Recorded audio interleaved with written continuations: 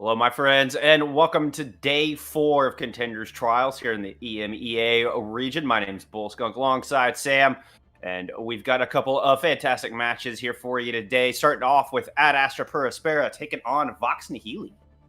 Yeah, going to be an interesting match here. Some interesting repercussions on the line here. Vox Nihili 0-3 at the moment. If they can snag a 3-0 win, then they'll essentially get themselves into that staying in trials bracket area. So they're really fighting for their lives here. At Astra, 1-2 at the moment. If they lose here, anything below an 0-3 or anything above an 0-3, depending on how you look at it, will be fine for them. They should be able to maintain their position as staying in trials because Samsung Morningstars, who are also currently 0-3, playing sheer cold, it's going to be a really tough battle for them if they want to get back into the trials thing. So for right now at Astra, they really just need to secure themselves one map, even if they lose. That's kind of the bar that they have, the minimum that they need. Obviously, you want to go for that 3-0 clean sweep. You want to kind of cement it as much as possible. But for now, they're holding on for dear life. And for those of you who may be new to Trials, yeah, 6 teams in each group. Top 2 move on to Contenders proper. Bottom 2 relegated back down to Open Division. Yep. So at Astra, trying to maintain at very least that middle slot where they do not have to fight through Open Division again to return to Trials once we come to October. It's gonna be a good one. We're starting off on Nepal here today. Ooh. Yeah, that's serve me right. I like Nepal. Nepal is probably my favorite control map. Yeah, it's a pretty good control map. I'm trying to think if there's any that I like more. Maybe Ilios, but Nepal's a pretty close second, I'd say. Hey, we have potential to see a little Ilios later in the day. The potential, but of course, a lot of things need to happen to make that happen, and that would require us being here for quite a long time, which in and of itself would mean some fantastic Overwatch. So I'm in two minds about it. Yeah, fair enough. I like Nepal though because it's one of those maps where there's a lot of room for creativity, and that's something that I really like to talk about, creativity and compositions. And as much as I enjoy talking about it, we don't see too much of it. These teams tend to kind of more or less mirror comp, and once again, if it ain't broke, don't fix it. Meta comp, it is so dubbed for a reason. If it works, it works. So I think we're probably going to be seeing more of, well, what we have been seeing, that kind of split comp dive with the Zarya Winston, and then DPS. DPS are very dependent. Sometimes you get like Tracer Genji for a full dive effect. Sometimes you'll get like a Tracer Ashe because the Ashe pop-off potential is really good. If you find yourself on a map like Junkertown, you might even find that double sniper. So the DPS are somewhat interchangeable, but the tank lines tend to be quite solid. And we've seen some flexibility in the support lines as well. Just a reminder, we all are at patch 1.51, so the shield nerfs come through, Orisa nerfed into the dirt, but the hit scan nerfs have not yet hit here in Contenders Trial. So Ashe, Widowmaker, McCree, all still at full strength as opposed to what you might be playing in your ranked games here today, which does make them still quite viable. Shields are weak, hit scan, very prominent. So the Ashe, most strong candidate to hit the battlefield today. And that's exactly why we tend to see a lot more of that Mercy play, because hit scans just get that little bit of a level up if you can get the blue beam on you. And yeah, I think we might see a little bit of that. We're more likely to see a lot of the Ana play coming through as well. Again, shields are nerfed. She gets a ton of value out of that. Possibly some Brigitte, depending on frontline. She's more of like a frontline stability hero. You don't really play her unless you have a frontline that needs that kind of support. Now, I'm seeing 2 Lucios, and I'm seeing a Symmetra, all of which is valid, but all of which could just be something to get you to point faster. So I never really know what to expect with these teams. I think I'm more expecting that this is a legitimate strat coming through here with the Sombra and the Tracer, though. I think that's really what we're going to be sticking with. Again, that dive composition with the Winston and the Zarya for support. A little bit of double bubble action. Scarlet indeed was just getting at Astra out the gate. Switching over to that Tracers. Both teams clash on the high ground, wasting no time getting into the thick of it. Teemo hacked up, as is Theomatic. Both Winston's very low. Teemo goes down, Theomatic goes down. No more Winston's on the table, but NKZ falling means that Ad Astra have the advantage as Hazix is still at full strength. 95 charge and microwaving down Vox Nihili right out of the gate. Bit of a high-risk, high-reward play there from Teemo. Dives straight into the back line.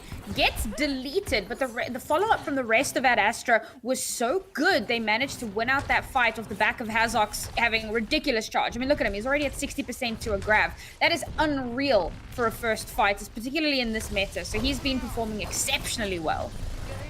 Compared to NKZ's 40% right now, definitely quite the advantage. We'll see if this snowballs throughout the rest of this round.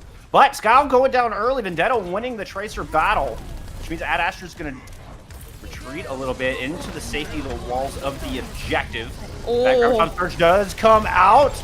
Froki goes down just as Sound Barrier comes online. Nat falling as well means there's no more supports left standing here for Vox Nihili. And Ad Astra able to clean up despite losing a man early in that fight. Great play from Ad Astra, pulling straight back around corners, waiting until they had the perfect opportunity to pop that Coalescence, waiting as well for that Graviton Surge, for that big wombo combo to come through there. And there was only one kill with the Coalescence, but everybody being grouped up in the Graviton Surge meant that they had free roam to just swing away, get those kills, and Hazard's already 30% to yet another grab. EMP comes out, finds both of the DPS, and Alex's EMP got canceled, more importantly. Eli beating him to the punch ever so slightly. The no killed on the back of it. Fox able to just retreat, kite back out of danger, and then come back swing and throw out the Graviton Surge, and both Zaryas go down. Levitate does manage to get off that sound barrier, giving a slight edge to Ad Astra as Primal Rage comes out. Teemo leaping onto the point. He's got caught in a corner. Eventually able to fade out of harm's way. And Theomatic finding more value with the Primal Rage. Vox is looking to get back in this thing, and not a moment too soon, as it's 95% for the opposition. That was a really, really good fight from Vox Nihili. They did have to invest a little bit there, but they still have quite a bit left in the tank. Of course, they do still have both support ultimates, which will be vital in maintaining control of the point here. Because let's face it, at 96% for Ad Astra, every fight is last fight territory. And Ad Astra are coming into this with yet another Graviton Surge and a Coalescence. So those two support ultimates for Vox Nihili are going to prove imperative. Hazix nearly lapping the counterpart Zarya. Dueling laser beams over the high ground to start things off in this next fight. That Astra emerges from the gates looking to take control, but Skyle goes down. Too much pressure from Vox Nihili, and Astra forced to try to kite back. They're taking so much damage along the way. This is going to be a reset. Wait for Skyle to get back into battle, take another stab at it. And unfortunately, Vox Nihili threw both support ultimates into that fight. They will still have an EMP though, which again could be monumental. There it comes. Oh, did it cancel the grab? The grab started to come out. I didn't see it leave the Zarya. I think it got absolutely just eliminated.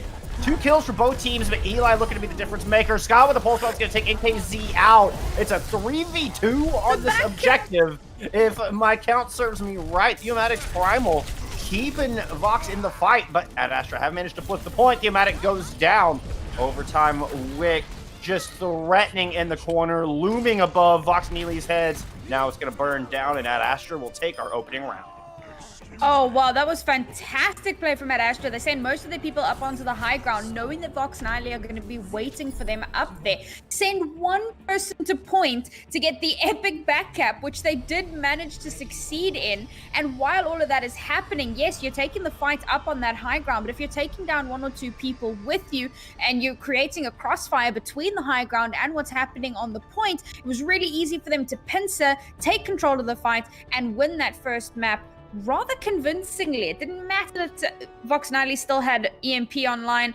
Didn't really do much at the end of the day. They had used all of their ultimates in the last fight. They weren't able to bring it home for the last little bit of percentage. Now as we move over to the next map, interesting to note, Levitate swapping over onto that Brigitte, and I think it's because this map slightly more enclosed, expecting some more brawl heavy fights, and also just going to try and shut down the annoying DPS in the backline. Yeah, the close quarters of Shirai could definitely lend us some good Brigitte play. As you can see the supports were kind of off on their own little journey around that bottom right-hand side, doing a little bit of check and make sure that they weren't getting flanked, control those angles, not allow Vox Nihili the room to work around. Now both teams clashing over the point, using that center pillar to divide them up. And just a bit of poking and prodding going on. Nat goes down really low, but is able to fade out into safety. Levitate gets hacked. Managed to kite away as well. It's Hazix falling first here. And Astra did grab the point, but Vox Nihili coming in with a vengeance, and Nat's Coalescence over the top just to solidify this fight win. Nice work there. Once again, using that environment, being able to pull back a little bit, wait until you have your cooldowns back up, let your DPS get into the backline, get a little bit more annoying, and it really worked for them, especially with the Lucio speed boost to get to points so quickly. It does make a massive difference, and now Vox Nihili looking good in the ult bank. Oh, the pulse bomb goes in, but the bubbles were good. Hazix said, thank you for the free charge. I needed that to return to this battle. Astra looking to storm out of the high ground. Graviton surge in the middle. That's gonna find Teemo. Early bubble able to keep him alive through the initial damage. Primal Rage comes out, but Teemo is hacked. No more jumping around. It's just gonna be standing in place, swinging those fists. Now the EMP thrown in from Alex, who sacrificed their life to get that ultimate out. And Hazix just burning down the opposition. That's 3 kills for the Zarya. And that Astra will get this flip after a little bit of cleanup. Very few things scarier than a high charge Zarya, and Hazox has been a menace on this hero throughout this first map, and now he's just going to continue rolling through there. We're building up to some ultimates here. We've got Pulse Bomb and EMP online for Astra, and that's going to bode them really well if they can get some value out of it.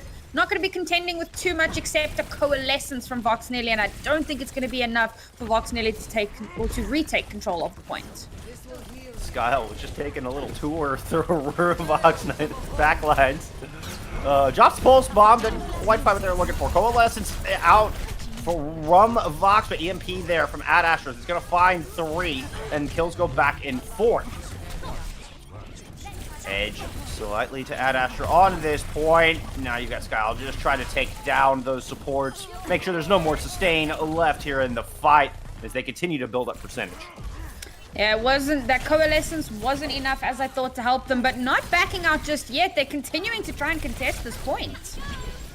Oh, Pulse Bomb just completely whiffs. That's a shame. Theo had gone so low. That stick would have been vital in this up-and-coming battle. Hazix 98 to grab. This could be the one to hold in place. No! Grab absolutely misses as well. That's 2 ultimates in a row from Astra, finding 0 value. Coalescence and Rally now tossed in to try to get that extra stay. Here comes the EMP from the other side. That's going to find both supports, and the Pulse Bomb is good into the Big Bang. Hazix and Levitate go back into spawn. Not before the DPS duo of Astra can find a pair of kills of their own. Woo! We're going to get Teemo just narrowly avoiding going off the mountainside. Kyle able to find the kill onto the Lucio, and now Wrecking Ball's onto this point, just trying to stall for as long as possible. Astra with 99 in control of the objective. Overtime Wick is burning. Vox Nihili need to do something. They need to get these kills now. They've got both DPS down. Hazix has gone super low. He's already burned that extra shield. There goes the Wrecking Ball. Now Teemo has become the focus of Vox Nihili's fire. It's taken out. Flip will come through. That was so close. That last second recontest there from Vox Nihili was so important for them to be able to... I was surprised they even did it because they were kind of man down at the point, but they pushed through and they managed to flip the point back over, but a lot was invested from both teams. Coming into this next fight, it's going to be a fairly dry fight as these players try to build up what little ultimates they're close to having. We've only really got a Pulse Bomb and an EMP online here, but that EMP fight-winning ultimate. Oh no! Ooh! The fade is good! The fade was perfect. What reaction time coming out of Mayday. Now coming up onto that Coalescence. EMP goes out, both tanks down. As Astra storm onto the objective, taking control, finding kills all along the way. They'll get this flip. Barring a miracle, should take the map. As Wrecking Ball returns to try to stall things out here for Vox Nihili. That's a Pulse Bomb. Oh, Teemo fighting a pair with the Primal Rage. Levitate does go down, holding that rally. Unfortunate turn there for Levitate. Now the Tracer returning. Vendetta doesn't last long. Hazik's able to microwave them down. Oh my goodness. Similar fate falls to Nat.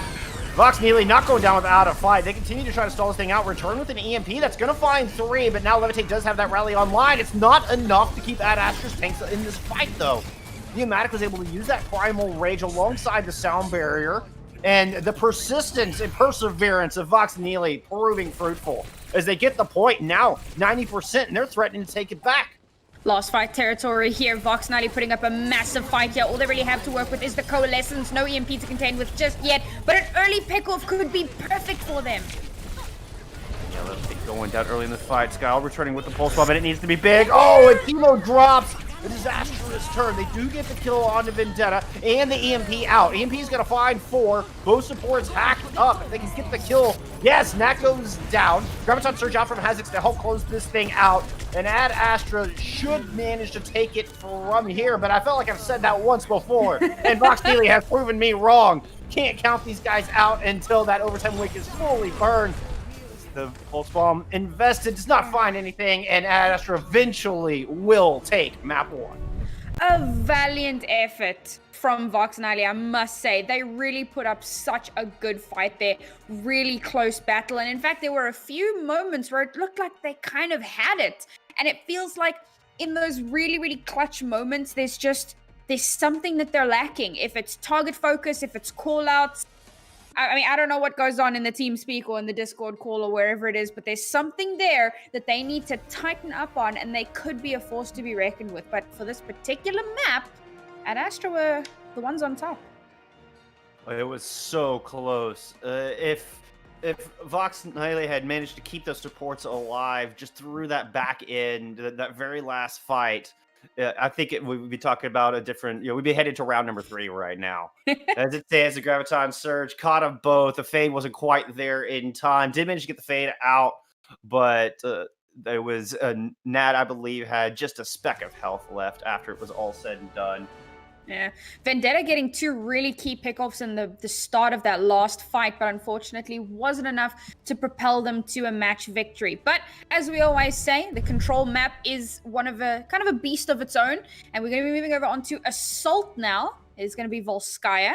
Let's see how these teams fare on this map. I do believe we might see a couple of compositional swap-ups here. I did mention how a lot of compositions can vary depending on which map you're playing on. Some compositions are just stronger on some maps than others, and this is one of those maps where we tend to see a lot of either the double sniper, the Pharah Ash, or the Ash Tracer, and that's because the sight lines are really good on this map. There's a lot of great high ground that you can abuse, and then of course the dive composition is it's pretty good in general at the moment. We're seeing the resurgence of dive. Yeah, you can counter with that Super Hog that is in play, but it doesn't take a whole lot to just avoid and outplay the Hog in some of those scenarios. Some good Winston bubbles, some good Zarya bubbles can negate the Hog's effectiveness so quickly. And then once you throw a Sombra into the mix, it just turns Hog into an ult battery. Which means we're seeing a lot of the Winston Zarya, and in this case, we're being showed the Winston D.Va. D.Va is, of course, very strong at eating the anti-nades from the Anas, and perhaps negating a lot of the damage from the Ash, the Dynamites, and those long-range shots. Yeah, D.Va has been on a little bit of a downward trajectory recently, possibly one of the lower tier tanks at the moment, but she definitely still has her place. She definitely still has some utility, and this composition from Vox Nihili is exactly what we would expect on this first point hold. Again, at Astra on the attack, also very, very common. It's just the Moira that I think is a little weird, but we'll see how they make it work. And I think the idea there is just to not leave anybody too vulnerable. Moira does have those nice escapes and can fade around with the high mobility, DPS, and tanks. Timo pushing in early, finding a pair of kills right now. They make that 3K for Timo on the Winston. Definitely had some help from Hazix there. As you can see, 50% towards the self-destruct already. Neomatic, the next to fall under that electric cannon. Beautiful start here for Astra and a very swift point in. And that's the thing about this dive composition. I mean, we're heading back to the old fusion dive style, and what's so powerful about it, you dive in, you pump out damage, you kill everyone as quickly as you possibly can, get an early fight win, and that nets you the point. And we saw, I mean, Astra just put on a clinic on that. They didn't need to build up ultimate, so the snowball potential is kind of for them here. No, they wanted a little too fast to snowball. We'll have Coalescence and Self-Destruct not too far behind for Astra as they push into point B. Team is out of the high ground, looking for that vulnerable Ana. So far, somehow managing to stay alive. Some great kills from Froki and the peel there from NKZ. Timo does pay for his aggression eventually as Vox Nihili able to sustain, and Timo outstays his welcome. Self-destruct on the point, that's going to get bubbled up. Theomatic not allowing that one to damage the rest of his team. And Vox Nihili will send Astra back in on their first attempt on point B. And that's the thing about this dive composition. You have almost your entire team diving on one person, which was Nat on that Ana. But the peel, as you mentioned, from Vox Nihili was so good. Nat managed to stay alive throughout that entire fight. And then the crossfire came through from Alex, and there wasn't really a defense for it from Astra. So now coming into this next fight, Vox Nihili are stacked in the ult department. Hazox had to throw his self-destruct just to get a remake in the last fight. Not sure if it was worth, but now he doesn't have it available for this fight. This could turn into an extravaganza, though, as both DPS and support ults are coming online for Astra. They just need to stall this fight out just slightly as they... Oh, and Mayday needed to survive. A beautiful sleep dart did that kill. But Timo's going to go and throw down the Primal Rage, take Theomatic down. No more Winston for the defense. Now, Astra looking to turn their attention on to NKZ. If they can demech that D, there'll be nothing but squishies for this dive comp to pounce upon. But NKZ doing a great job of staying alive. And through that sustain, the DPS of Vox Nihili are finding the kills. Astra can't quite close it out, though they did hold on to that EMP.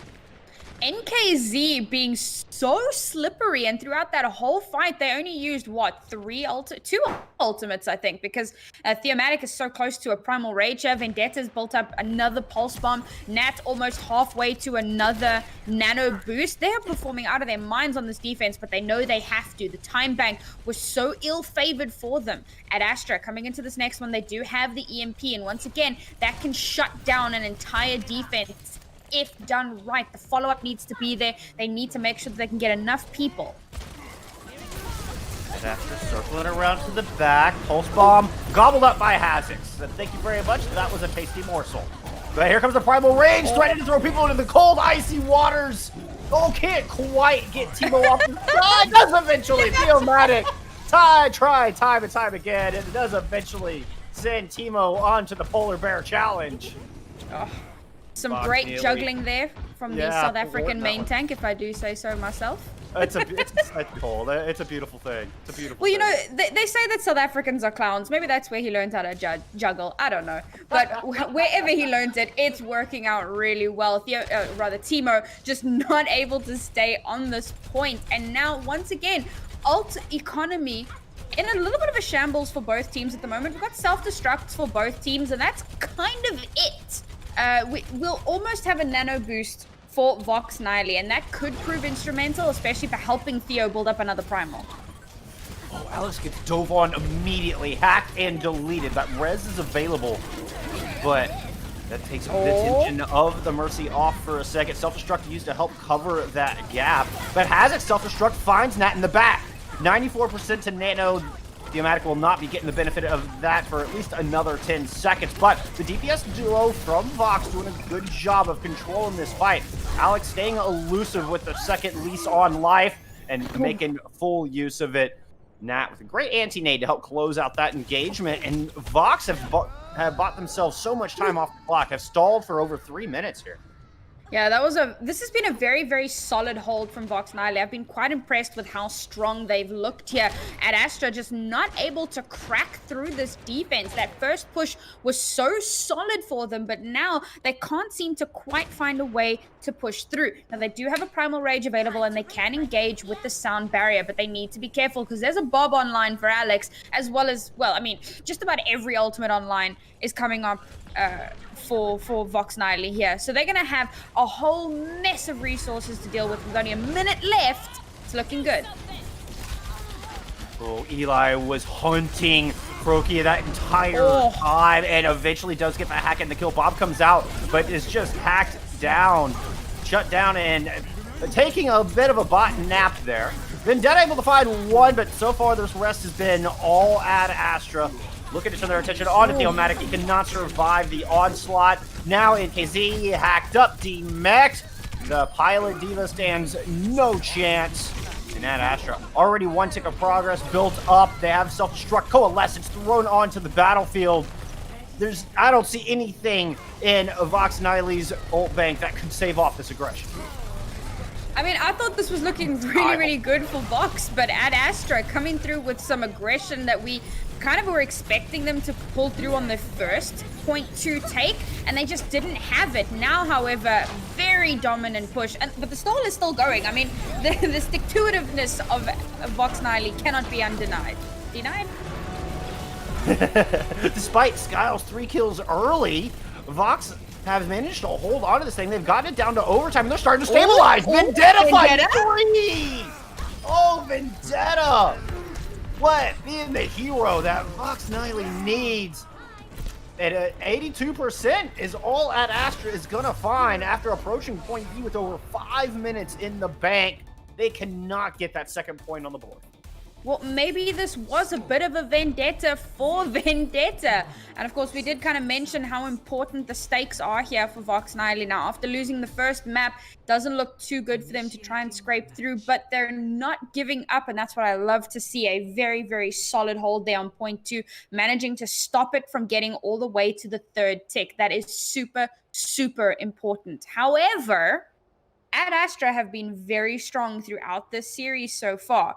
And I don't see them giving away so much as the first tick on first point without a real fight. So Vox Nihili really going to have to bring it here. And from what I've just seen, they are perfectly capable of bringing it. I'm curious to see what they're going to use, however, because it's looking like they're hovering over that Ash again. And I don't know if the Ash on attack is going to work out quite as well. But with Skyle opting for an Ash of his own, that might make it a little bit easier for Alex to find some wiggle room. Yeah, I agree with you about the Ash on attack, though. Alex could find themselves in a very vulnerable spot against Eli and Teemo if they get too separated from the rest of the team. If the Ash stays too far in the back while the rest of the team is trying to push forward, it could leave them in a very vulnerable spot. And on the flip side, with a Mercy and an Ana, there's not going to be a whole lot of support for those diving tanks. So maybe Theomatic and NKZ are facing the brunt of the assault. Yeah, could be. I do like the Zarya pick here on the defense. I think it makes a good anchor as well. You're really just trying to help Teemo to get that Primal Rage as quickly as possible, because when he has the Primal Rage, he makes the space and Hazux pops off, as we know he can. Knowing that they have to stay within net sight lines, Vox's tanks are playing very conservative here. They're not trying to do some deep extreme dives. They're waiting, and that's what they were waiting for. Alex to get first pick. Now res available. The Skyle is back, but it gave just enough time for Vox Nihili's tanks to get in position to stage up and try to take this first point. Now, the problem with running the Diva into Hazux is, first and foremost, Hazux has been performing exceptionally well throughout the series, but also Diva doesn't fare very well into Zarya's beam. That Matrix doesn't really defend anything. So like you said, conservative tank play, because they just don't have the resources to push. Oh, and losing Theo early is disastrous here. They do have that res. They can get that res off. Okay. I was worried that Eli was going to deny, but the kill from Alex, not only on the Eli, but on the Levitate, has opened up some doors here for Vox as they're pushing on to point A. Vendetta goes down, but that's not too disastrous for him. This one can still push through. They get that kill on to Mayday, and now there's no more supports left standing for the defense. Nice little coach gun there from Skyle to get away from the dynamite. Does manage to survive through, and that's a nice clean point capture for Vox Nihili. And it took them a little bit longer than what they would have wanted, but they do secure themselves a fairly solid time bank to push through onto second point. They also have the nano boost available as well as a pulse bomb, and they're going to have Bob and self-destruct very, very soon. So that snowball is very possible now, but Hazok so close to a graviton surge, he's going to make their lives hell when they try to push. And I imagine Eli's going to hold on to that pulse bomb and try to get that big bang combo. So many people clumped up in a graviton surge. You just drop a pulse bomb in there, and it's easy pickings for a Tracer. No, he lets him go and throw it down early. And find Froki with him. What a high priority pick. Timo dropping the primal rage is able to pick up one as well. Theomatic in a ton of trouble. So he just gets pounced on. Wait. What? Yeah, Timo is just going ham in here. Drops that primal rage. A fairly expensive fight, though, you know, at Astra do hold on to that graviton surge. I was trying to figure out who was contesting point. Was it Bob? Because they managed to get a whole tick while that fight was happening off point somewhere. They actually got all the way to halfway to the second tick, and by then everyone was dead. I think Bob was busy trying to be the match MVP, but unfortunately wasn't able to secure that second tick. But as you said, a very expensive fight and not much to work with going into this against Ad Astra's billion ultimates. Levitate's going to use that Valkyrie to start things off. Perhaps was feeling a bit of heat. Want to make sure they could stay alive. And that's nuts. That was a good catch. Bob picking up 51% of the point. Nice shot. Alex able to just narrowly get out of the way. Thematic's diving in. Here comes the Primal Rage. Looking to target the Mercy. Levitate already spent that Valkyrie. Fortunately able to float away. Skyle not so lucky. Takes the brunt of those big ham hawk fists. Now Hazix goes down. Graviton Surge eaten by NKZ. What a play. And Vox Nihili, they're going to take it in wicked time. It took them only 2 attacks, and they tie up this series.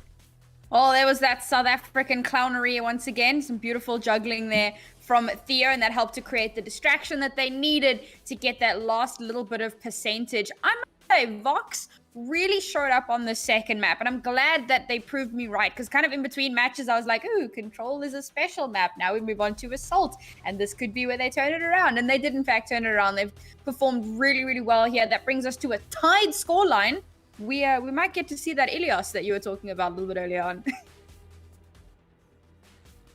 Yes, it would not hurt my feelings. I would love to see a map 5. Well, let's see. Production, are we taking a little short break here for halftime? I feel like that might be in order, but I want to double check, see how our teams are feeling. Yeah. Does look like one of our teams is missing a player here. Well, that is certainly a thing. That is a thing. That is a thing.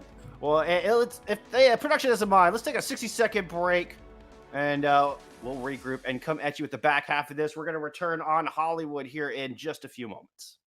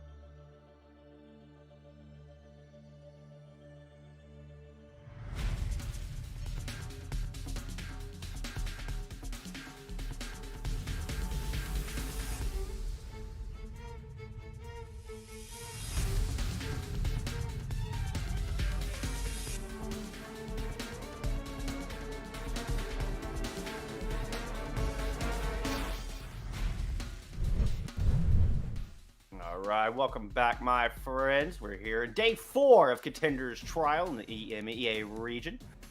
Vox Nihili and Ad Astra tied up at the half as we head into Hollywood for our hybrid map today. Yeah, gonna be another exciting map if the last 2 maps are anything to go on. Nepal, fairly close, but with a 2-0 in favor of Ad Astra. Then we moved on to Volskaya, and Volskaya was like, wow. It seemed like at Astra were going to roll through it, given how their first attack went on first point. But Vox Nihili managing to push through with a very, very solid second point hold, and then being able to push straight the way through to a win. And as you said, bringing us to a tied match. Now, we're here on Hollywood, and this is going to be our hybrid map for this match. And again, it's one of those maps where it can really go either way in terms of composition, but I'm still not expecting too much deviation from what we're used to. The Winston Zarya, very, very popular at the moment. Teams are getting a ton of value out of it, and it's not hard to see why. It is, I think it's still curious for me that Zarya still gets so much value in this particular meta, but if we see Hazox continue to pop off the way that he has been, well, I mean, then it's not really much to worry about, is it? No, certainly not. In fact, it looks like NKZ is going to try to match that, though they do still have a little bit of time to change their minds. We do have Astra take it to the defense to start things off. And especially with running the Ashe, I would kind of like to go back to that anchor that the Zarya provides. And I think that is why she's getting so much value. I don't want to say plays like the main tank, but she becomes the central point, the home base for your team that you can always fall back to, find that safety, find a little reprieve. She's like a really, really healthy DPS. Very healthy. Right? And she gets so much value, particularly when she's high charge. She's just a nightmare to deal with. So I think that really does work out quite well in some of these compositions. But oh, that's a very fast dive from Theomatic, looking to try and get early aggression and early point presence. Yeah. Claim that high ground. Alex, the beautiful headshot. That res available. Try to go in and deny it as Theomatic. Meanwhile, Vendetta shuts Skyle down once again. Skyle's not being allowed to play the game whatsoever. The DPS duo from Vox Nihili just focusing down that Ashe. They know once they get that long-range threat out of the way, they are free to focus their attention together on the front line as they push at Astra all the way into Cafe. And Astra give up so much point presence for free. Whoa. Okay, Vendetta just gets his head blown off. But they give up so much point presence for absolutely free here. And it's like they're trying to contest it, but they're just not getting to point. Theo built up that primal too quickly, and now there's just no way to turn it back. No, 85% in counting for point A. Vox Nihili looking to take it swiftly, but here comes the counter attack. Timo pushes it out, 94% to that primal rage. I believe he was the recipient of that nano boost as well, allowed him to catch up in that ulticotomy. Vendetta trying to strike back with the pulse bomb, but that one whiffs. Has it still super low. Will eat a melee into the bum. And that is all she wrote for point A. Vendetta trying so hard to get that melee off. Like, you can see how low it is. Just let me punch you. Just let me. Eventually, he does get the melee kill there. That was fantastic work there from Vox Nihili. I think at Astra, like I said, they just give up so much space for free there, and it feels like they're doing the same thing here. They're holding really, really far back, but Theomatic, that was almost an overextension. Monster! Beautiful shot. I did not see where Eli was positioned, but holy cow, it was the high ground. Oh my goodness.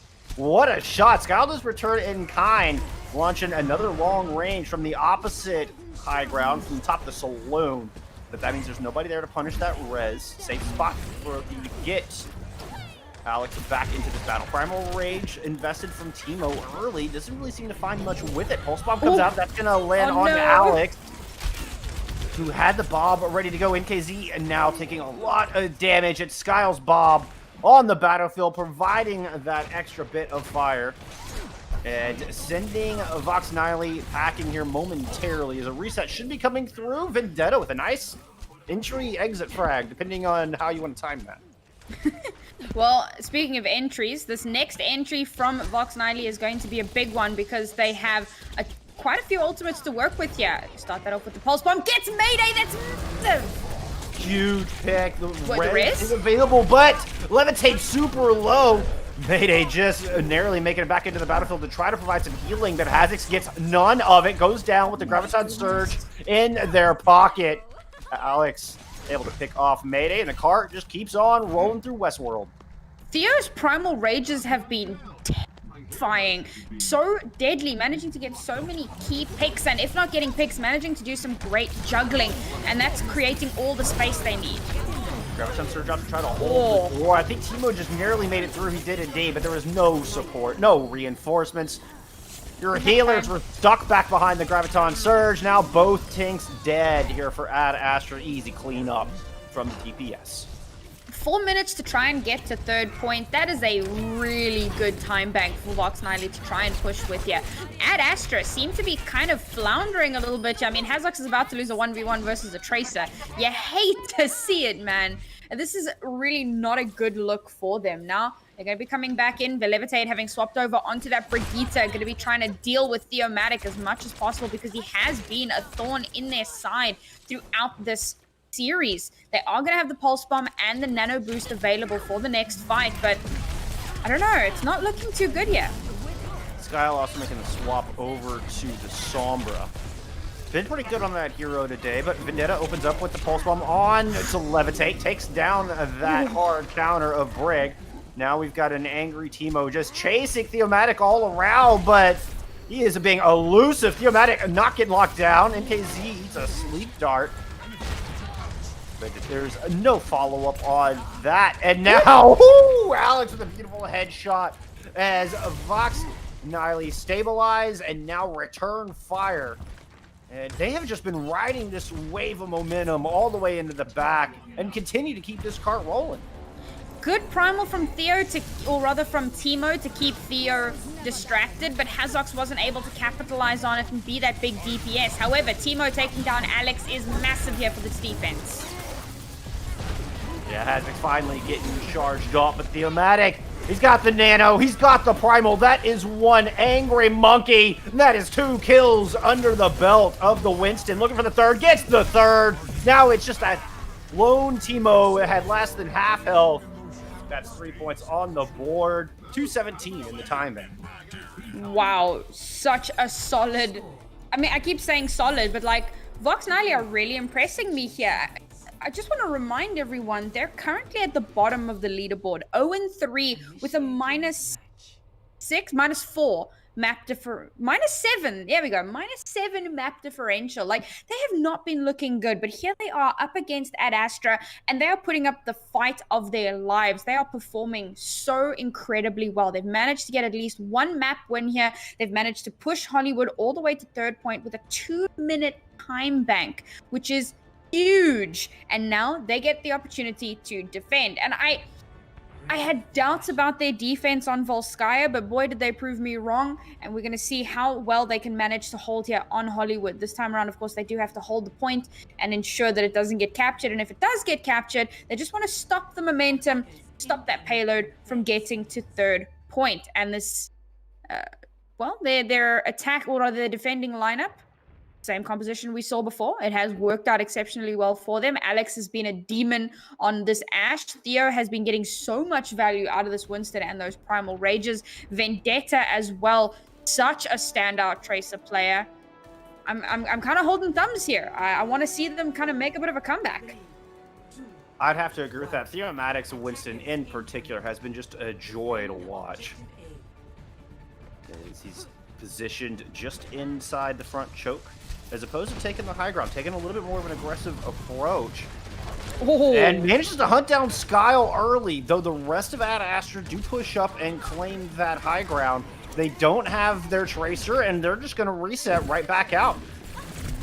Now, what is interesting about this lineup is that running the Zarya means you don't really have anything for scout checking, looking for Eli. Now, of course, I know where Eli is right now. I mean, he's right there. And they do manage to take him down in a pretty much already won fight.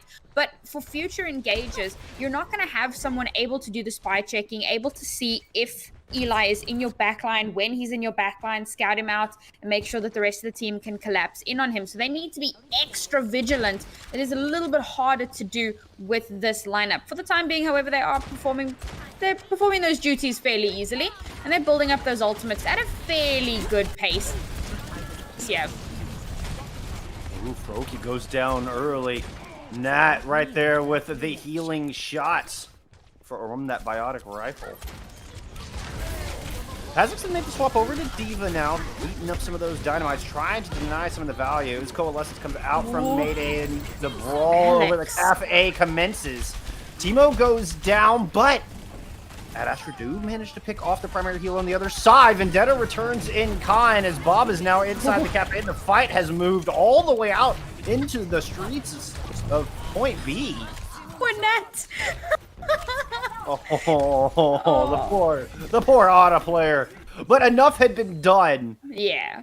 Like, Nat down to 1 HP in a dream, and NKZ managed to save him from the Tracer, but it is the Sombra that finally gets him down. But by that point, the fight was won. However, next fight, about to start. Ooh. Yeah, there was a power play here for Astra, and they knew it. They struck with a quickness and find 2 quick picks. They do still have to get past Theo in this Primal Rage, but they're going to hack him up so he can't leap around. He's just forced to cumbersomely walk around and punch at people. Here comes the Graviton Scourge from the high ground. Down a couple is the response with the counter with the EMP. EMP found 3. They gotta follow it up, and no, Alex denies the follow-up, finds a pair of kills, and KZ finds a pair as well.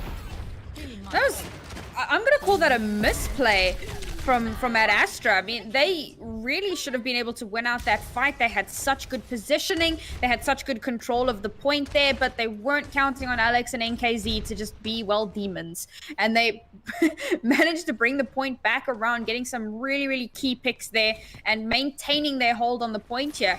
They do have to manage to get 2 ticks, so one more fight could get this payload moving. They're going to have self-destructed sound barrier to work with. Coalescence coming online now, but that is about it. Vendetta with the pulse bomb, trying to hunt down the Moira. Moira able to fade out of the way just in time. Alex's Bob on the field, though, and Alex got the nano boost, able to get a couple of kills with that. NKZ just charged to the heavens. You can spot him from the moon right now. He's glowing so bright. Finds a pair of kills. Oh, Skyle. Vendetta looking to chase Skyle out. Skyle running to the hills. Run, Skyle, run. Get that mega. Oh, and now returning fire. A little bit of a tracer duel in the back. Oh, these are exciting. You love to see it. What a waste of time. Yeah, exactly. This is benefiting Vendetta every step of the way. Vendetta keeps Skyle out of this fight, and now the clock at 15 seconds. We're back on point, Bull. Yep. On the front lines, Primal Rage from Thematic, able to punch Teemo into a corner, nowhere to run, nowhere to hide. Now looking to chase down the Lucio, levitate with a speck of health, somehow still alive. Oh, the jump kill from Thematic, able to burn him down. NKZ just tossing out those right clicks, keeping Astra at bay. And Vox Nihili may have given up 2 ticks, but I think that might have been it. Will the EMP do it? No, Eli goes down. There's no follow-up to the EMP. That was their last chance to take this thing. This is going to take a Herculean effort from Skyle. It's got to be the biggest pulse bomb of all time. No, gets nada. And Vox Nihili will hang on, win map 2, match point from taking their first series victory here in Trials Week. Gotta be honest, coming into this match, we didn't really get an opportunity to do any sort of predictions before we started, but had you asked me, I would have said I'm giving it to Astra. So, Vox Nihili really performing well here right now. I kind of sound like a stuck record, but I really am impressed with the way that they are performing, and I've kind of highlighted most of their players at this point. I mean, their tank lineup has been stellar. The support that Thematic is getting from NKZ to be able to get into the backline and pop off a little bit. Froki has been phenomenal, getting some really clutch reses, keeping everyone alive. Nat Anna has been so good, and the supports are only allowed to do so well because NKZ's peel has been fantastic. Whenever there's somebody in the backline trying to hassle the supports, he's there with a bubble or some DPS or whatever is needed to keep the supports alive so that the supports can keep the rest of the team alive. Like, they're playing so well as a unit. It wasn't what I expected, and I think they've definitely, I don't know what they did to level up in the past 24 hours, but they have seriously shown up today. That's how it's supposed to work, right? You know, maybe you come in a little rough around the edges, but as the week goes on, you find your stride, you get your synergies, and I think we're watching Vox Nihili evolve right before our very eyes as they lead the series 2-1, going to Route 66. Vox Nihili on match point, looking to get that goose egg out of their win column. Absolutely, and maybe they actually make it work here. So now, like you said, Route 66. This is of course the escort map, so no point to try and take control of. It's just pure momentum. And I gotta say, Vox Nihili had some fantastic momentum on that previous map, and they don't have a pesky point in the way that they need to try and take control of. That slightly more interesting for them on their own defense, because we haven't actually had an opportunity to see how they defend on a payload moving, because Right. they kind of full held.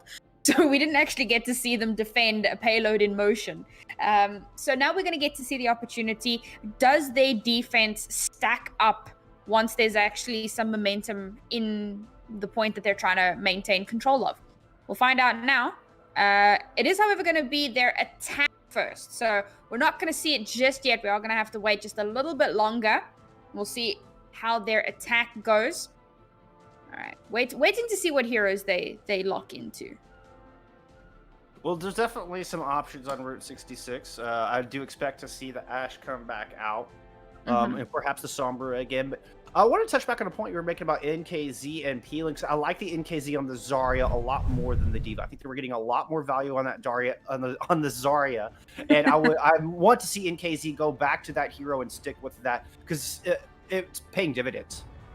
Yeah, I mean, it has been working out exceptionally well for them. I think that this is the thing I was saying, you know, D.Va is kind of a more lower tier tank these days, which is wild to think about. Because if you think about all the dominant metas, she's kind of always been a part of it, unless you go back to like season 1 or season 2 dive, where Zarya was the off tank or the flex tank, way back in day when Zen was still part of dive, you know.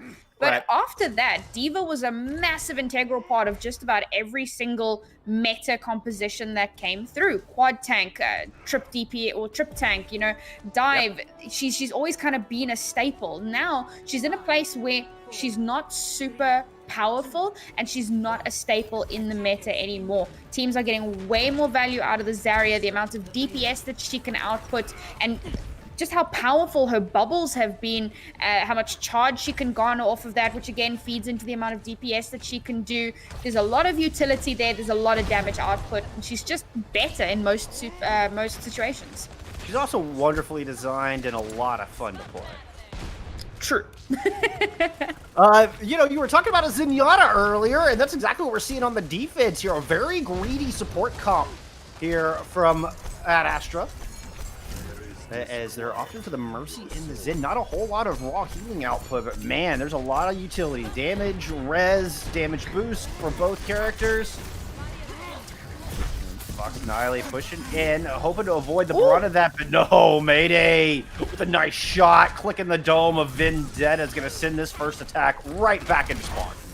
The amount of trust you have to have in your co-healer if you're a Zenyatta is massive. I mean, I saw Mayday up on the high ground there, Hazok's on critical health, and he's got his orb on Teemo, and he's just trusting that Levitate is gonna heal Hazok's, which he does, of course. But that like level of trust has to be so strong in a composition like this, and it's working out for them. That Discord orb is so powerful. Of course, that increases the amount of damage that a target takes, and if you call out that target, everybody focuses that target melts. And that's super important against, well, Thematic. Thematic moves up to the top. Nice bubble usage. Very patient on that, but Skyle picks off both DPS. Oh my goodness. Skyle getting dialed in. And now Thematic just has nowhere to go. Another good hold right here at the beginning of Route 66 for Astra Aspera. And this composition is working really well for them because they've got a really nice crossfire that they can deal with. Yeah, I mean, Mayday is part of the crossfire, which is wild, but it works. You've got Mayday on bridge all the way at the back. You've got Skyle on top of the gas station. And then, of course, you've got Eli being a nuisance in the back line. And that really splits up the attention of Vox Nihili, and they just haven't been able to figure out a way to counter it. Oh, Vox Nihili with a very dangerous spot. Teemo with the option to go in and primal rage them all in that tiny room, but it's going to be Thematic jumping up onto the top, dropping the primal rage and dislodging at Astra off of that high ground. Doesn't really quite find any kills, but Vendetta is able to get the stick as they try to rotate back around. The Transcendence does come out to protect the res, and that Astra's back at full strength, but one good anti-nade could completely devalue that ultimate. Bob up there is not going to hurt either. That forces the bubble out of Teemo, and now not a whole lot of resources for the defense, but they lose Furuoki on the side of the attacking team. Burns down the other supports. Vox and Nihili struggling for point A here. Vox Nihili got a little bit of point push there, a little bit of cart push, but wasn't quite enough to close it out. Now they have less than a minute to try and get that last little bit of distance. A very big compositional swap up here as we see NKZ swapping over onto the Hammond and Alex onto the Sombra. Despite how well he has been doing on that Ashe, he's going to be getting into the backline, disabling people, calling that out, and hopefully the rest of the team will be collapsing in on whoever he hacks out. And of course, Froki onto the Lucio and Nat onto the Moira. This is a big swap for them, but they're hoping that it's going to give them the leverage they need to finally push through. I worry it's going to be too late. If you're going to switch to the Sombra, you need to switch in time to build up that EMP. Skiles Bob on the field is going to take NKZ out early. Pulse Bomb thrown into the gas station does a ton of damage, and Alex is eventually taken down. Now you just have the both supports left alive. Inside, Big Earls desperately just trying to heal each other up, but they have an angry Teemo in there. That's going to take down the Lucio. Nat falls shortly thereafter. NKZ desperately just trying to touch, but there's a Transcendence out from Ad Astra. They will hang on to the back of this point as soon as they whittle down Theo in that big health pool. I agree with that composition swap up coming in way too late there. They just didn't have the time to build up anything of use. And now the overtime wick is going to tick down. Vendetta does recall, not able to touch at the last second there. Mayday kind of popped off as well, I must say. That's the other cool thing about having the Zenyatta in that composition, because you've got all the utility, but he can also pop off, and he can get so many kills. We actually saw it with Sab 2 days ago in one of the games that they played. He was just an absolute menace on that Zenyatta. So sometimes just having that extra little bit of damage can do so much for your team composition. And, I mean, do you really need to heal your team if the enemy team is dead? Think about it. Nope. No, that's exactly why I was calling it a little bit of a greedy support line, but man, is it working? Let's not forget, Zenyatta did get a little bit of a buff. And so those alt fires are flying faster. He's doing just a little bit more damage per second. And just that, it's just enough where Zen can be very, very dangerous in this meta. There's no shields to block him. Yeah, absolutely. I mean, you kind of used to have Zen to help with shield break, which sounds ridiculous, but that was kind of all he was good for at a point. Now he can actually do something, which is a fantastic spot to be in. Zenyatta players everywhere rejoice. You may not be meta, but at least you're pickable. So that's something. Why did I just get Ash's voice line in my head? Like, Zen, do something! You know, and he's like, be patient. Yeah, I mean, I don't know. Experience tranquility, Ash. Yeah. Experience sit down, be quiet, and let me do my thing. Let's put that voice line in the game. I agree. Blizzard, we're looking at you right now. Daddy Jeff, make it happen. And we kind of spoke about how we were looking forward to seeing how Vox were going to defend here. We hadn't seen them defend a payload in motion. Now is their opportunity.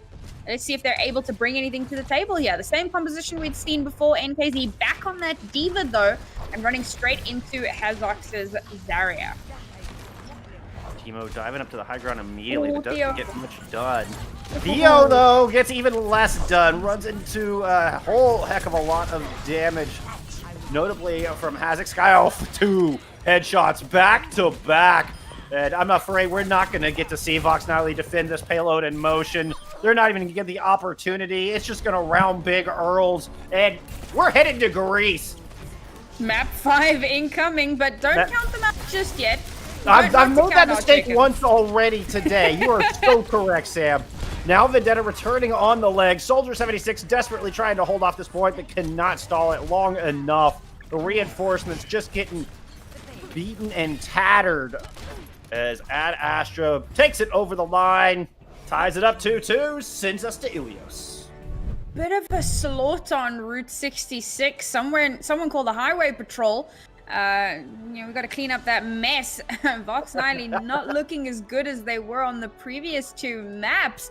Honestly, this is the worst they've looked throughout this entire series. I think that it might have just been the geometry of the map. It might have just been not understanding how to play their composition on this particular map. I mean, Theo, his aggression served them so well on previous maps, and I think that was because there was that one little point that you have to kind of work with. But with the payload dynamic, he tended to get a little bit over aggressive and get punished for it, particularly on that defense. I think he was the first player to go down on Vox Nihili's defense, and at that point it's just a snowball. You lose your main tank, 9 times out of 10 you lose the fight.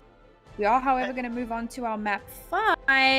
I'm pretty excited because Nepal was so close for both of these teams. I'm really hoping to see a really good map here. I would like to go back to Astra Zenyatta. I believe that was actually a brilliant choice, and Theomatic was just eating a lot more damage than he was used to on those assaults, and was never able to find the ground to close the gap onto Skyle, who was able to just sit back and dink heads with that Viper. And it just snowballed into a disastrous result for Vox Nihili. And then once they went on the defense, you know, probably feeling the urge to try to make a play, and it just ended up with Theo being a little over aggressive. Yeah, and it's unfortunate though, because sometimes you can afford to be over aggressive, because like if they were attacking, you can afford to be over aggressive once or twice. It's not ideal, you don't want to feed over the ult charge, but it's not going to lose you the match. When you're on the defense, you know that you didn't manage to push to first point. There's a very limited amount of space that the enemy team needs to push cart. You cannot afford to make even a single mistake, because as we saw, one fight lost, and at Astra, per Aspera, yeah, they just kind of dunked pretty hard and were able to push it through to that checkpoint. I know you said third point. It wasn't third point. It was like the golden box of victory, as we like to call it. Well, that Astra per Aspera translates into through hardships to the stars, and they have certainly faced some hardships here today, but have bounced back to take map 4. Send us to that map 5. And Elios, you're saying this is probably your favorite control map. I mean, it's hard to argue with that. It's definitely a good one. Yeah, you got a lot of environmental potential both on Lighthouse and Well. You've got Ruins, which is a very unique map. There's no other round even like Ruins, I think, in the entire game. Yeah, Ruins it's kind of a beast of its own. And it really is a sniper's playground. That being said, we haven't been able to see a ton of the sniper play that I had kind of hoped for. I love snipers. I love seeing that kind of pick potential. It's like, in order of my favorite compositions, it goes 3-3 snipers. Yes, everyone's going to hate me, but I loved 3-3 meta. I thought it was fantastic. You stand by your guns. I didn't hate the 3-3 meta nearly as much as everybody else either. So, honestly, I think it taught us as an Overwatch community how to maximize our cooldowns and how to really play as a team. I think the GOATS meta was really crucial in the evolution of Overwatch. So don't at me on that. I don't care. Like you that's my thought. Yeah, well, yeah, exactly. It does not faze me. But second point, I love watching snipers. It's so fun to see the micro plays, to see that pop off potential, and you really get a sense of controlling the flow of battle just by being a threat.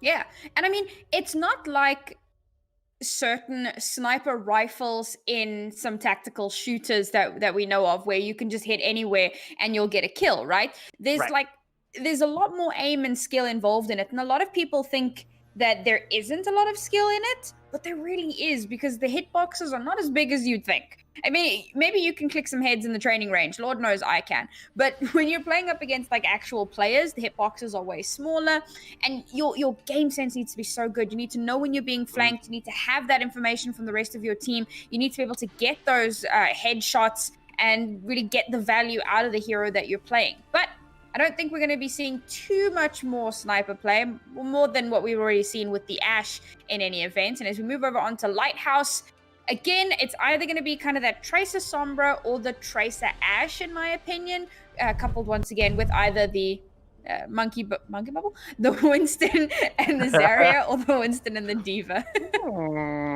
You might be onto something here. The Monkey Bubble composition, like that's... we're coining it. TM right there, done, signed. But back to your original point, there's certainly a lot of room for flanks. The Sombra Tracer can work very well here. You got a lot of places to hide, to catch people by surprise. And it's always interesting to me whether you choose to kind of fight gazebo side or to fight on the point itself. Yeah. Because out in the middle, you just have the one little bell tower, and you're very vulnerable out there. So it's a very interesting dynamic to Lighthouse. Well, speaking of interesting, Levitate on the Brig this time around once again, and it hasn't really worked out too well for them in the past, but we'll see if they can get some value out of it this time. Nope. Just immediately deleted. Skyle does get a little bit of revenge and take Vendetta down, but Astra loses Eli as well. So this is going to be a one-man advantage, and both supports alive here for Vox Nihili, as they will pick up first control. I must say the amount of times I've seen Levitate on Brig going down to Vendetta is ridiculous. And again, you know, I think that he has a little bit of a vendetta against this Brigitte hero who used to kind of annihilate Tracer. I was going to say, is that like a year of pent-up aggression against Briggs? Oh, man. Speaking of pent-up aggression, Vox Nihili just unleashed it in that gazebo. Good Lord. Like, we weren't even finished bantering and the fight was over. Come on, guys. Yep. Like, give us a chance here. How do you analyze that? Astra arrived on point. Vox Nihili sent them home. That was that fight. Get out. You don't have a passport. It's time for you to go back home. A lot of good ultimates online here, though, for Vox Nihili, or just about online. So looking good to maintain a really solid hold. The pulse bomb, if anything, just forced Astra way back into that hallway. Oh, Thematic just narrowly escaped out in time. Skyle does get the stick, and NKZ goes down. Thematic forced to pop that Primal Rage, and does equalize. 4v4 now in the middle of the Lighthouse. Coalescence burned out from Mayday. And now NKZ will return to the fight with a Graviton Surge. Hazix goes down, and that will end this fight. Astra have got to get out and reset as they're running out of time. And that was looking really good for Astra. I thought they were going to take that 2 really early pick-offs. And they were in it. They were in the money. But Thematic, after getting hacked out by the Sombra, manages to survive. They don't get the follow-up onto him. He pops the Primal Rage, and then he does what Thematic does, right? He just juggles everybody around, creates some space. The rest of the team pops off. They win the fight. Now, however, they only have a Graviton Surge really to work with here. And they're going to have to make something happen if they want to secure this win. Dueling Graviton Surges, who's going to get the value? Pulse Bomb in from Vox Nihili, but the DPS duo of Astra picking up 1 apiece. Brokey goes down, holding the sound barrier. That could have been the difference maker, but I don't mind the fact that he's going to hold on to it, as they just need one more fight win to take this opening round. I'd love to see that from Vendetta's perspective, because I think that was one of those like slow-mo music mistakes were made moments because of the double Graviton Surges came out, the Pulse Bomb came in, he couldn't get out, and he wound up dying to his own Pulse Bomb. Oh, yeah, that's what, as you're throwing it, you're like, no! No! But now, Astra with a ton of ultimates to work with, they're going to need it. They need to win several fights in a row here and be perfect if they want to take this opening round. Teemo eating a lot of damage early, forced to back out. Skyle going for the high ground, drops pulse bomb, it sticks! Oh, Skyle! Skyle, you gotta recall or something. Teemo just takes a couple steps in their general direction. Excuse me, Thematic just takes a couple steps in Skyle's general direction and just hits him with his own pulse bomb. What a disastrous way to start this fight. Now there's dueling Coalescence over the objective. Teemo's hacked, Teemo's dropping Primal Rage, and Thematic is hacked. I'll get these names straight eventually. Now, Thematic's gonna drop down the Primal Rage, and Astra's in big trouble. Here comes the Angry Monkey. The Brig doesn't stand a chance. Gets just smashed and Goopa stomped. Vox Nihili in prime position to take this opening round as they flip this point. Thematic just doing Thematic things, and now with just a few seconds left, somebody's got to touch. Astra, no ultimates to work with. Levitate on the Lucio to try to contest it out. Can they get a flip once again? This is gonna take a heroic effort in the mid-fight. Thematic does get hacked, but Vendetta gets the pulse onto Mayday. No, your large source of healing gone. NKZ gets a couple of kills on the Wrecking Ball. Astra, well, they're going home. Well, going back to spawn at least, as Vox Nihili take our opening round of Helios. Yeah, this is looking really good for Vox Nihili. I mean, we came through on Nepal. They weren't able to clutch out even one round on Nepal. But now as we moved over onto Ilios, and I'm a big fan of watching trends, right? So if you looked at that first map, you would think, oh, Vox Nihili, not too great on control. So if you look at the trend, they probably won't be able to take Ilios. Boy, did they prove that one wrong. And again, it's because they have so much to prove and they are trying so hard to get their scoreline up just that little bit more. And bearing in mind, so they dropped 2 or 3 games. 2 of them were to Dark Mode and to Sheer Cold, who have not dropped a single match in this trials season. So there is still some hope here for Vox Nihili, and this is where they really try and make that turnaround happen. Back onto that dive composition with the Sombra and the Zarya. No divas this time around, and a great opener for Vendetta. Yeah, that's a heck of a start for Vox Nihili to get their first win on the board. Already at man advantage. Oh, but Theomatic caught in that small hallway gets burned down by Hazix. It's a dangerous Zarya. You've got to respect the damage coming out of that beam. And Vox Nihili, they're not even going to get first control started. Yeah, another solid hold, but a very good counter here from Astra, trying so hard to maintain control. And they do take down Froki, which could bode really well for them here. Oh, Theo eating a ton of damage as well. The heal orb just in time there from Nat, but with Vendetta falling, Vox Nihili are going to pull back and reset, wait for those reinforcements. It was looking kind of good there for Vox Nihili for a moment, but weren't able to kind of seal the deal. And Astra breathing somewhat of a sigh of relief here on this after this first attack, as they will begin to tick up a little bit of percentage here. And they've also got some ultimates coming online. They already have the Coalescence, and they'll have a Pulse Bomb fairly soon, and Hazok so to a grab. Ooh, but Vendetta sticks him before the grab can come online. NKZ burning down Timo as well. What a great counterpunch from Vox Nihili. They will flip this point right back. And NKZ able to catch up a little bit in that ult department. But also, Alex beat Eli to the punch on this EMP, and we'll have that available for this next fight. Yeah, Hazok's just maintaining that monstrous Zarya ult generation, and they are going to have the Graviton Surge for the next fight. Froki, however, will have a sound barrier, should be able to keep them alive. They didn't invest too much into the last fight, and that's really good news for Vox Nihili, as they're coming in with quite a few ultimates here. Oh, Alex just, yeah, I think he solo EMP'd Hazix. And Theomatic's going to drop the Primal Rage up top, trying to chase down the Tracer, forces out the recall. That doesn't, gets a couple cooldowns off, but that is about the extent of it. On the other side, Hazix does throw down the Graviton Surge, and then KZ goes down. Now just looking to burn down the rest of Vox Nihili inside this small gazebo. Theomatic's going to drop, and Astra flips this point as Timo drops a Primal Rage just to solidify. I mean, I had some questions for Theo there. I don't know why he was chasing a Tracer across the point. Kind of a bit of a waste of the Primal Rage at that point, and they do give up control of the point. At only 52%, that's really not ideal. And added on top of that, you know, they're about to have a Coalescence and an EMP. Vox Nihili coming into this with a few ultimates of their own, still have that sound barrier, so there's still some potential to turn this one around, but a slightly given up fight there. Did you get bashed out of it? No, the Graviton Surge did come out, and it's going to be a one-for-one trade, but it's Nat falling from Vox Nihili, which means they're just not going to have the sustain they need. They need to win this fight quickly if they want to flip this point. Trade's coming through as Eli gets the better end of the Sombra duel. NKZ falls, and indeed Vox Nihili not able to win it fast enough. Yeah, not looking good there. They did commit the Graviton Surge as well and didn't really get the results out of it. Now NKZ swapping over onto the Diva here. Gonna try to make something happen with this. They've got their EMP online. Still have their support ults. I hope they're not trying to save those for map 3, because it doesn't work like that.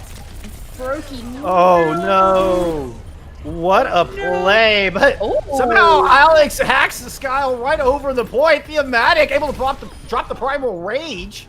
So Froki getting killed early might just be a blessing in disguise. Vox Nihili are going to flip this point, and they still have that sound barrier to save off Eli's EMP. I mean, that was really good play from Froki. He was clearly hiding from the EMP, like that's exactly what he was doing. And he baits out the Sombra, and while the Sombra is away, the rest of his team will play, and they do turn the point over. Really good read there from Froki. Eli unfortunately taking the bait, but he still has his EMP available here. Waiting for it to happen. Skyle with an early pick gives Astra one-man advantage as they move on to the objective, and then sticks Nat. Two-man advantage for Astra. Moira notably missing from Vox Nihili's battlefield here from their reinforcements. That is pretty much Skyle just carrying that fight. What a beautiful opening to shut down Vox Nihili. Froki never able to get off that sound barrier. Gonna have to try to return here and see if they can use it. It's been a stalemate between the EMP and the sound barrier. Neither of them coming out. Both support ults online here for Astra. They have all the tools in the bank to hold this. EMP does eventually come out, as does Timo's Primal Rage. Sound barrier thrown in from both teams. But I believe Froki's got eliminated. No shielding there for Vox Nihili. Skyle with a nice stick just to cap off the round of well. That was awesome. That was a really good round. Yeah, I mean, like we talk about map 5, and this is like map 5, and it's going to be round 3 of map 5. Like these two teams are really pushing it to the extremes here. So we move over finally onto our last map of the evening, because of course this can't draw. Well, I say of the evening, of the series, right? Of the series. Nobody get too excited after this map. We still got more. But for this particular series, this is definitely the very last map that we'll see these two teams faced off against each other in. So, of course, it is do or die for both of them. Scores 2-0, and it is 1-1 here on Ilios. We are going to be seeing those dive compositions coming through once again. NKZ back on that Diva. Still not convinced at the flip-flopping. I feel like they need to pick one and stick to it, because at the moment, neither seems super impactful. No, I prefer NKZ and the Zarya personally. I'm not quite sure what the Diva is trying to eat up. Perhaps the Graviton Surge. I haven't had any luck with that so far. You know what has had some luck is Theomatic on this Winston. Oh, just as I say that, I cursed you, buddy. I apologize, but he landed so much damage into the 2 kills that Vox Nihili have picked up. And one of those being Hazek, so a large source of damage missing here from Astra. But it's still anybody's game on this point. Eli's able to DMAC NKZ, but Timo goes down at the hands of the Lucio. That's a big helpful target for a Lucio to take down. Nicely done. Theomatic diving right back onto this point, able to pick off Mayday, and Vox Nihili picking up first control. Whew. Looking for their first win here, Sam. Vox Nihili, they're hungry. You know they want it. But at Astra, they don't want to go down. I mean, a loss here could relegate them back down to open division. They need to hang on. Yeah, this is really high stakes for both of these teams, and Astra are going to push straight through here. Oh, but Vendetta! What a good early pick. Ooh, gets the stick as well. I think a Bubble just narrowly saved. I didn't see who got stuck, but now Hazeks are super low.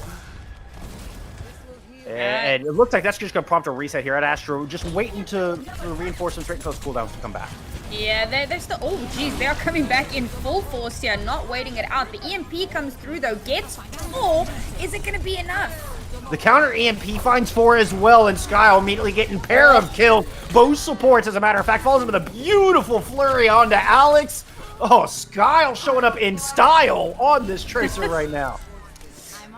Nice attack here. I think that the counter EMP was so important in that fight there. Yeah, you've kind of 4 of your players have lost their abilities. You put in the counter EMP. You make sure that the opposing team can't get any value out of their own EMP, and from that you're able to press a little bit of an advantage, push through, take control of the point. Now Hazox, super high charge, has the Graviton Surge available and ready to go. Needs to be careful of NKZ's Matrix, but shouldn't pose too much of an issue. He does have that sound barrier for it as well. Theomatic starting things off with the Primal Rage, but gets hacked up and is getting burned down. Hazek's at 99 charge. Doesn't even bother shooting at Theo anymore. Trust that Eli gets the kill, and indeed they do. Timo falls as well, so no more Winston standing for either team. Froki goes down. Oh no, the sound barrier is used, but I don't see any shielding. I think he got interrupted. I don't know if it was a hacker. He got killed too soon. Skyle dropping a pulse bomb. Mayday picking up a kill, and Astra hanging on here. We're basically tied up at 55 apiece here in the final round of Ilios. Can't get any more tied up than it is right now. We got 3 ultimates online here for Astra on their defense. They are going to have yet another EMP and the Coalescence, and Timo getting ready to do some juggling. But Alex is a counter EMP almost ready to go here. Can they turn this one around and snake home the victory? He's backing out, fully charged. Let's protect that charge. EMP's run out. 5-4, both tanks, both DPS. Mayday's going to drop that Coalescence into the mix, burn him down. See, Vendetta was trying to work around the side, but Hazix will not be stopped. Timo throwing in the Primal Rage, and Hazix! Oh my goodness, that's a 4K for Hazix in this fight. What a killer Zarya. Nothing can stand in the way of that high charge beam. And Alex died mid-EMP. That's disastrous. All they're going to have now is a Pulse Bomb. Thematic swapping over onto the Wrecking Ball. Going to try to stall this out for as long as he possibly can, but it gets taken down. Oh, Vox Nihili with a Pulse Bomb and a dream of a win. Will it turn into reality? Vendetta with a nice kill to start things off. Make that 2. Alex, they will pick off Hazix as well. Vendetta gets the 3rd. The Graviton Surge, not enough to stave off the aggression. Vox Nihili will get the flip and another chance at this match. Vendetta with a disgusting 4K manages to clutch this out for his team, but it's not over yet. This is last fight territory for Vox Nihili. If they lose one fight here, they will lose out this map and this series. NKZ still not back in mech. Finally, okay, safely back in mech. That's huge. If he was still in the Pilot Diva, that would have been seriously bad news for Vox Nihili. No ultimates online really here, except for the sound barrier. But Eli is going to have that EMP. They're going to need to really coordinate how they utilize that. Maybe the Coalescence can keep Vox Nihili alive long enough to sustain on point. Well, Prokeeper has to build up towards the rest of that sound barrier, but he's not got it in time. 4-man EMP and Thematic is super low. Proki does get the sound barrier just in time to save Theo, who is hacked and still taking so much pressure. But it's Timo who goes down. 96% to that ultimate. The self-destruct over the top, and that with the Coalescence. Vox Nihili, they have overcome, and they will take the victory in stellar fashion, 3-2. Vox Nihili getting their first win here in Contenders Trials. Vox Nihili from the top rope. Nobody really expected such a fantastic comeback from them, and they performed out of their freaking minds. Vendetta being able to get that 4K in that second to last fight, instrumental in maintaining and assuring that they were able to win out that point. And then in the last fight, so that was the first clutch moment that helped them cement that victory. The second clutch moment was Froki being able to make sure that he had that beat available. Again, you know, we saw it on the previous on Froki trying to hide out and wait for the EMP to come out. We saw it again on Ruins, but this time around, it worked out so much better. The EMP came through. He had been in hiding, came out of hiding, drops the beat. The shielding is all around, and there you go. Vox Nihili with their first win of this Trials week. Wow, what a match. What a match. Tip of the hat to Thematic as well. Just an outstanding Winston. Holy cow, able to overcome Hazix and that amazing Zarya play. That was one for the ages. That was absolutely one for the ages. What an incredible series. But you know what? We are not done, my friends. We are not done. We're going to take a quick break, and we're coming back at you with the Ultimates versus CBA. Y'all don't go anywhere. But we have an interview. We do have an interview. Oh, yeah. Thank you for I'm telling you, that's why I keep you around. That's why I keep you around. You say that like you keep me around. Come on. You know, you go with it, all right? You just go with the moment. So, yeah, we are going to take a quick break to set up this interview. My apologies, friends, jumping the gun a little bit. But we're going to be back with an interview from Vox Nihili in just a moment. Y'all don't go anywhere.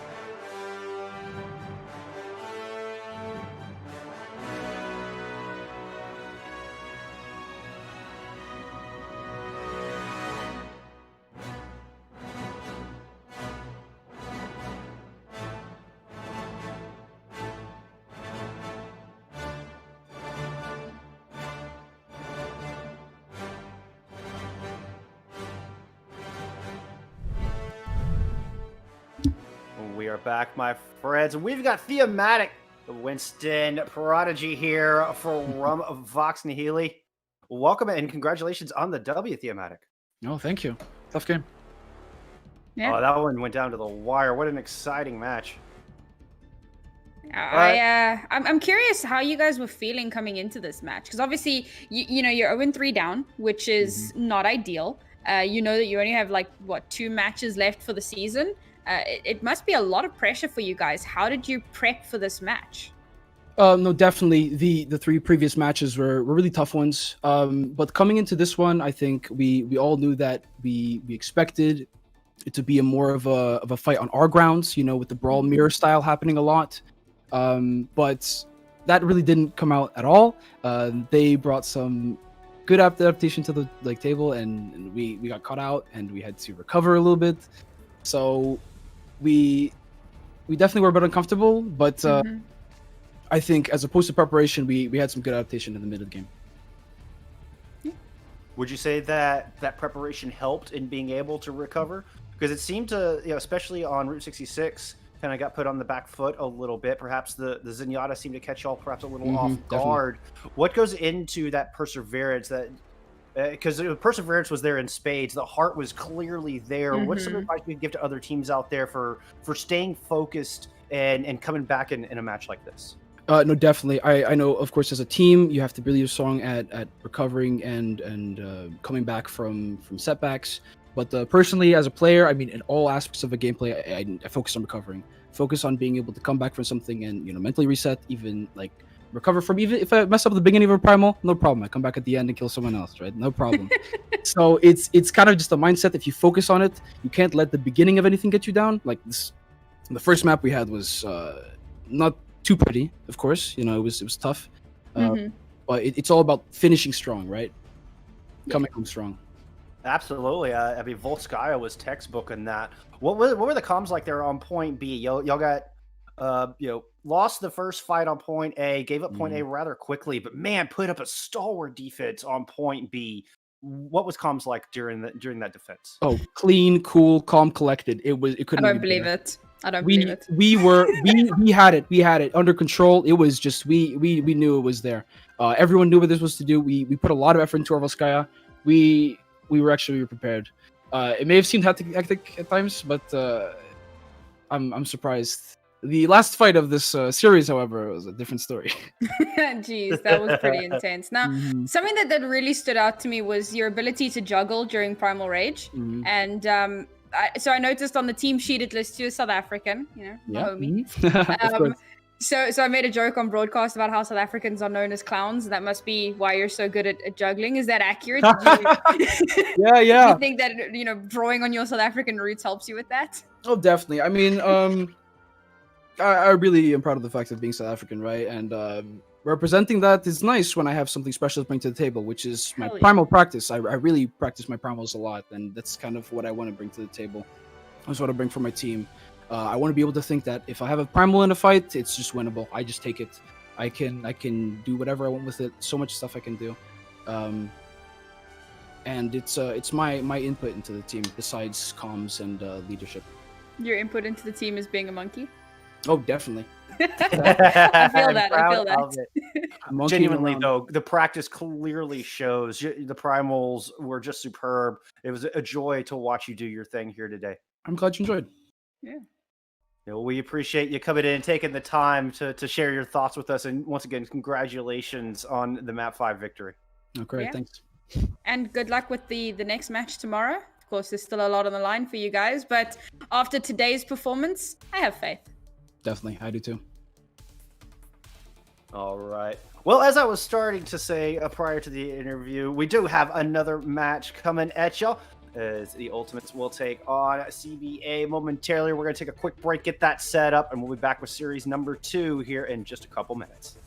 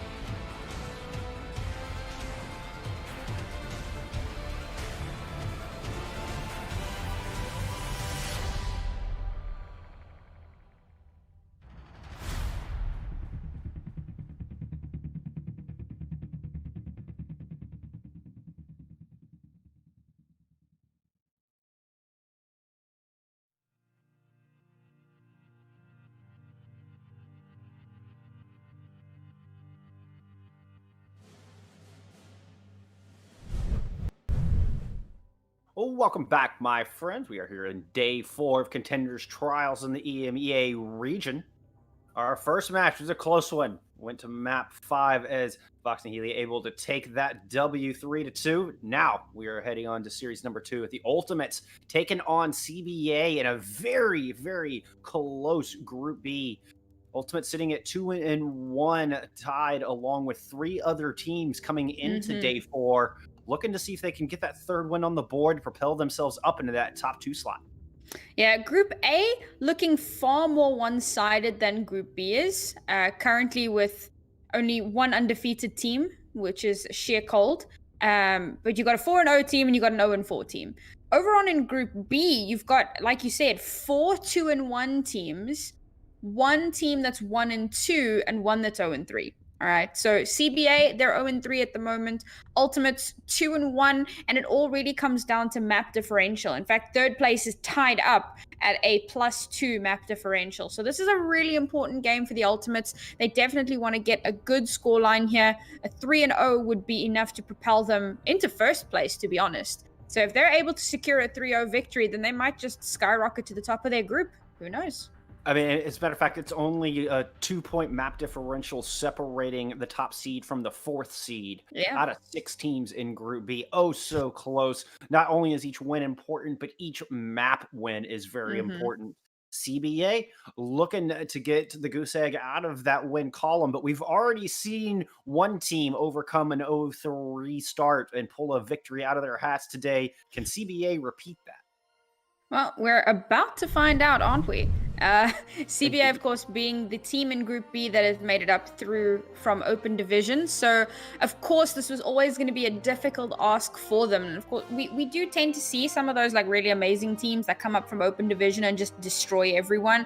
But for CBA, they're one of those teams that have made it to the very highest echelon of Tier 3 and are now trying to breach into Tier 2, but they haven't quite bridged the gap just yet. So they're really trying, they're clawing their way at it. They want to try and sustain their position in trials because, of course, dropping back down into Open Division is a painful experience, as a lot of teams will attest to. Nobody really wants to go through that again. Let's see if they can actually pull this one off. Because despite an 0-3 scoreline, if they can get a really good map differential here, they may still be hope for them. Possibly a sliver, but it could still be there. Absolutely still be there. There's still 2 days for anything to shake up. CBA might be able to find their way into that 4th seed and avoid relegation. Just a reminder as we get started, we are on patch 1.51. Shield nerfs, break nerfs all through. DPS still very strong. That's a Reaper. That is a Reaper. It's also a Pharah up there, who Reaper is going to struggle to get some damage down, or get some damage onto. Art and Wicked going down early from CBA Alpha, soon to follow. Ultimates will get first control started here after a little bit of cleanup. Why is that a Reaper? I'm kind of stuck on this Reaper pick here. What a weird pick. I certainly don't think that it's going to net them the results that they want, particularly, as you said, coming into a Pharah, and it is Urki's Pharah, and Urki has been popping off already 62% of the way to a rocket barrage. Man is on fire here. And what's really interesting to note is we've got Wicked and Chaos running the Wrecking Ball Roadhog composition, and that's a difficult one to get value out of. Maybe Chaos can hook Urki out of the sky, but with Urki already now at 90% to a rocket barrage, I don't see them denying his value. I mean, just look at the DPS ult charge for Ultimates versus that of CBA. It's ridiculous. Art does manage to get the hack, but Pookie lands a pulse bomb and then follows it up with a nice kill onto Wicked. Alpha going down means there's no more supports left standing for CBA. And I think CBA was expecting the Super Hog. Yeah, Chaos just decided to reset there. But I think CBA was expecting the Super Hog to come out with this patch that we're on. And the Reaper was there to counter that. But that misplay has now put them super behind in ult economy as well as percentage. Not a lot of teams are running Roadhog in... Oh my goodness, Henningsen! Well, that's bye-bye Yvesil. Vital even. Yeah, but Surmajud goes down to the other side, holding that nano boost, and Urki falls. Urki gets red. Did you see the revive animation before Urki's even hit the ground? Chalky Milk is so on it. Urki able to find a pair of kills with that second life and give just enough room for Ultimates to win that fight, and they just need to win one more to take this opening round.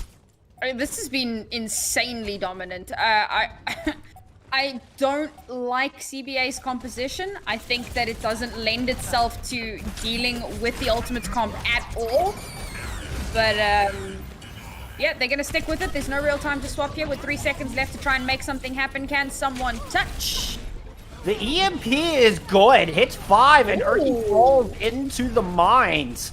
Chaos able to pull out that whole hog, and CBA hang on, managed to get this point flipped. But I must agree with your point about the composition. It seems to rely on a lot of individual effort as opposed to some coordinated team play. And they can't rely on EMP every fight to take Urki out of the sky. Yeah, I mean, compositions that rely on individual play have been fairly common. The most obvious example of that was the old Clockwork Vendetta composition. It worked out really well back in the old 3-3 meta. But right now, when you're coming up against Urki, he's act on the ground and he's still getting 3 kills. Yeah, took the words out of my mouth. Make that 4 as he's able to get that direct right onto Wicked. Chaos, just an ult battery surrounded by the members of Ultimates. And that is a very easy first round win here for that team. Dominant is the word that I would use to describe that. I really want to see some compositional swap-ups from CBA here. If this is what they have been kind of, you know, you put all your eggs in one basket. If this is the basket they're putting their eggs into, then I can understand why they're not performing as well as what they would have liked to after coming through the Open Division series. I mean, you have to remember, most of the teams that come through Open Division are not super high tier level players. There are some of them in there that have unfortunately dropped down due to circumstance or being replaced or whatever the case may be. But the vast majority of Open Division teams would probably lose to a team of 6 Torbs, right? When you come into trials, this is a whole different ball game. You can't just play whatever you want and hope to get the same kind of results. And now Wicked and Chaos maintaining their, their mindset that this is the tank composition that they want to be running. Maybe they make something happen here, but Chaos has got to hit those hooks. I mean, I seem to recall the last time I watched Chaos wasn't able to hit those hooks, but Urki can hit those. Urki hits the directs, and even after getting hooked, there's a perfect bubble from Brucin to keep Urki alive. The follow-up damage is not there. Art trying to play this Echo into this composition. I mean, just gets bodied by Surmajet, who gets a nice kill onto Vital there as well. And Henning's it on the Roadhog as well, and I think this is more like a dominance play, just to kind of like assert that he can also play the Roadhog. And again, you know, you've got to be hitting those hooks. 90% of the power of Roadhog's hook. Oh, he hit those. Oh, that was some deep sea fishing right there from Henningsen.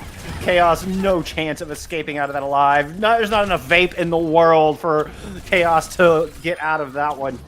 Art does manage to find 1 kill, but seems like a little more than a consolation prize for CBA right now. And interesting to see Art trying to take the Sky battle on an Echo. Oh my goodness, getting taken down by Fuki. Fuki's just dancing on him right here. Yeah. I don't know what to tell you. They're being so outclassed here at the moment, and I gotta put a lot of that onto the composition. I think that the comp that they're running is really weird. I keep kind of harping on that, but I think that at some point they really do need to swap off of this. They need something that deals with Urki, because Art cannot take the Sky battle. I need healing. Oh, Alpha might be able to. Damn. Yeah, that's Alpha doing the most work against Urki here so far, but Whole Hog out on the point, trying to keep the Hammond at bay. Urki does have Barrage ready to go. Fuki just putting so much damage down onto that combo, and Chalky Milk right there to finish off. And just pulling out the blaster. Chalky Milk doesn't even need the wand of healing. Just pulls out that blaster and doing work in Valk mode. Bit of battle mercy there as Chalky does eventually pay for his hubris. Art coming in with the duplicate onto the Tracer, trying to make something happen, misses the pulse bomb. Fuki, the actual Tracer from the other side, showing us how it's done. Finds 2, Barrage out, will find a pair of kills as well.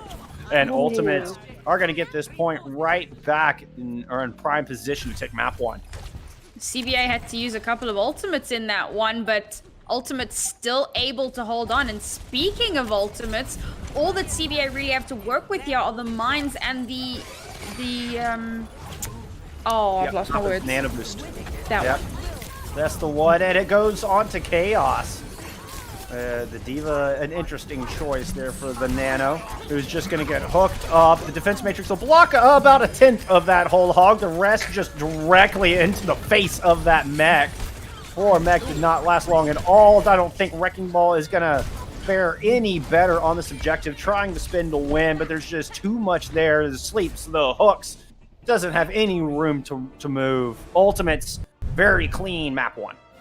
The D.Va kind of coming out as more of a stall pick than anything else. At that point, they'd realized that they'd lost a lot of point presence, a lot of point control, and they didn't have a lot of time to try and take it back. So tried to turn things around with that last second D.Va pick, but of course it wasn't going to be enough. And I think that they should have had the D.Va from the start. Now, I spoke about how the D.Va hasn't been as powerful in the meta recently, but if you're coming up against a Pharah like Urki, of all people, you want to have something that can contest him, because an uncontested Pharah of that caliber is like an uncontested Widowmaker, and it's something that's just going to dismantle you systematically throughout the entire map. So you want to have some sort of a hit scan. I would have wanted to see an Ashe, maybe a McCree.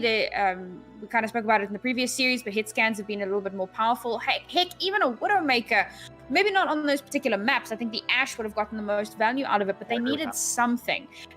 The D.Va pick may actually have worked if he'd been able to play Assassination D.Va, if Chaos had been able to fly up into the air, taken down the Pharah quickly, and then that would have allowed the rest of his team to be able to move in and collapse in on the rest. So that's kind of what I wanted to see from them. We'll see. Maybe this is like their control map thing, and they might start to make some changes as we move over to our next map type, which is going to be Assault.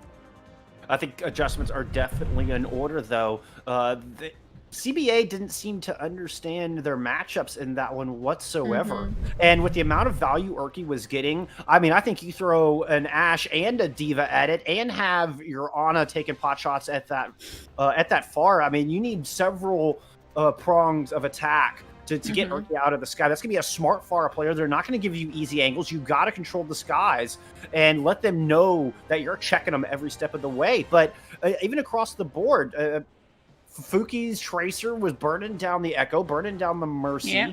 The tank line of CBA stood no chance against the Pharah. The matchups every single step of the way went in the Ultimate's favor, and it's going to take some broad sweeping changes in composition, especially if we see similar comps coming out from the Ultimates. We might actually get to see those changes because, of course, our second map is going to be Volskaya. It is the same maps throughout the day.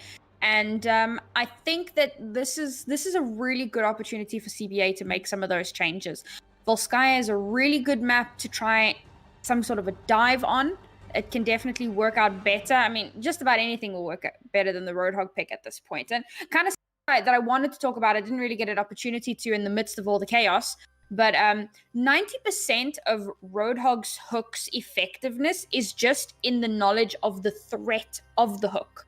So a lot of, you won't push a Roadhog if you know he has hook, because you know that he can hook you out, pull you back into the enemy team, and then you'll effectively get deleted. The moment you see that Roadhog no longer has hook, that's the green light. And that's why that call is so important. When you hear your teammate say, Roadhog no hook, you know that you can push him because he doesn't have that available to him to try and displace you or pull you out of position. And what I've noticed with Chaos back from Open Division playoffs coming through into trials here, he misses a lot of the hooks. And that's so detrimental. When you use that hook, you need to be hitting it because you no longer then at that point have the threat. So you need to have gotten some kind of value out of it. And if he's not getting the value, then he's just going to get hard pushed by the front line. And that's exactly what we saw on that first map. And that, I mean, that just goes back to the core of that character. And, I mean, it's like Zarya misusing bubbles. I mean, if you're not using bubbles correctly, Zarya's not going to get any value. Chaos suffering a similar fate on the Roadhog in that first map. Hey, perhaps just warming up, you know, perhaps just not quite in the groove yet. Still plenty more Overwatch to be played here in this series. But Ultimate's up 1-0 in this first to 3. And they're going to start us off on the defense here in Volskaya. Interesting enough to note that it looks like they're going to be running the Roadhog on their defense. And this might be the only team that I'm seeing, these two teams, in fact, might be the only team so far that I'm seeing really commit to the Roadhog, really trying to make it work here. They are going to be running it with the D.Va, though. This is a really interesting composition from the Ultimates. This is a downright strange composition, Sam. Yeah, like, I mean... Soldier, Genji, Roadhog, D.Va... with Mercy and Zenyatta? I mean, it's creative. We'll call it creative. And let's see how creative they do manage to get with it. I think that Urki will be able to build up a blade super fast off of Chaos's Hog, though. So that could really bode them well. Why not an Ana to bolster or he could just get deleted by Vital's Vital. just gonna, collect heads with the Viper. That's a good start. Art does find a kill on the Soldier as well, so there's no more DPS left standing for the Ultimate's defense. Art does fall along the way, and Wicked and Chaos are very, very low. Chaos does land that hook, but Sturmajed right there to deal the damage before Chaos can get the final blows. The Zenyatta popping off. The second side of the day, we're seeing our favorite Omnic do his thing on the point. It's a joy to see. Ooh. So about that hook. About that hook. No. Oh! Oh, with an early whole hog. Just, just throwing that one out a little willy-nilly.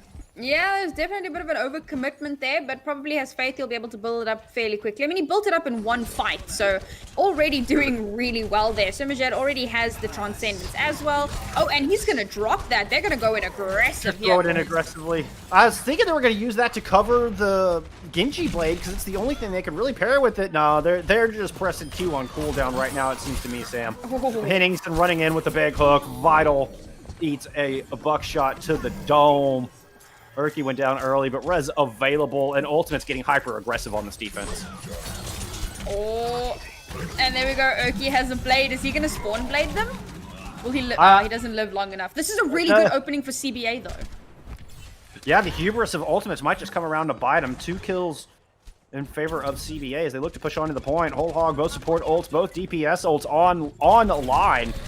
They have their pick of the litter of how they want to take this point, but they need to be decisive. Art going down early is the antithesis of that. Mind's thrown onto the objective. Nano Boost comes down onto Chaos. Henningsen in a bit of a tough spot there, and he's going to eat the brunt of a whole hog. Both tank ults thrown onto the objective, and just shy of 1 tick picked up. Oh my goodness. Blade in the back from Urki as he chops through the big health pool of Chaos. And, well, the Ultimates, they stopped that progress. That was so close to getting that permanent tick of progress, but no dice for CBA. CBA, their callouts need to be cleaner. Their target prioritization needs to be cleaner. They really have... They actually have a fairly solid composition, barring the Roadhog. The Ashe and the Tracer can get so much done on this map here, and I want to see that communication come through and, see them get a wedge in.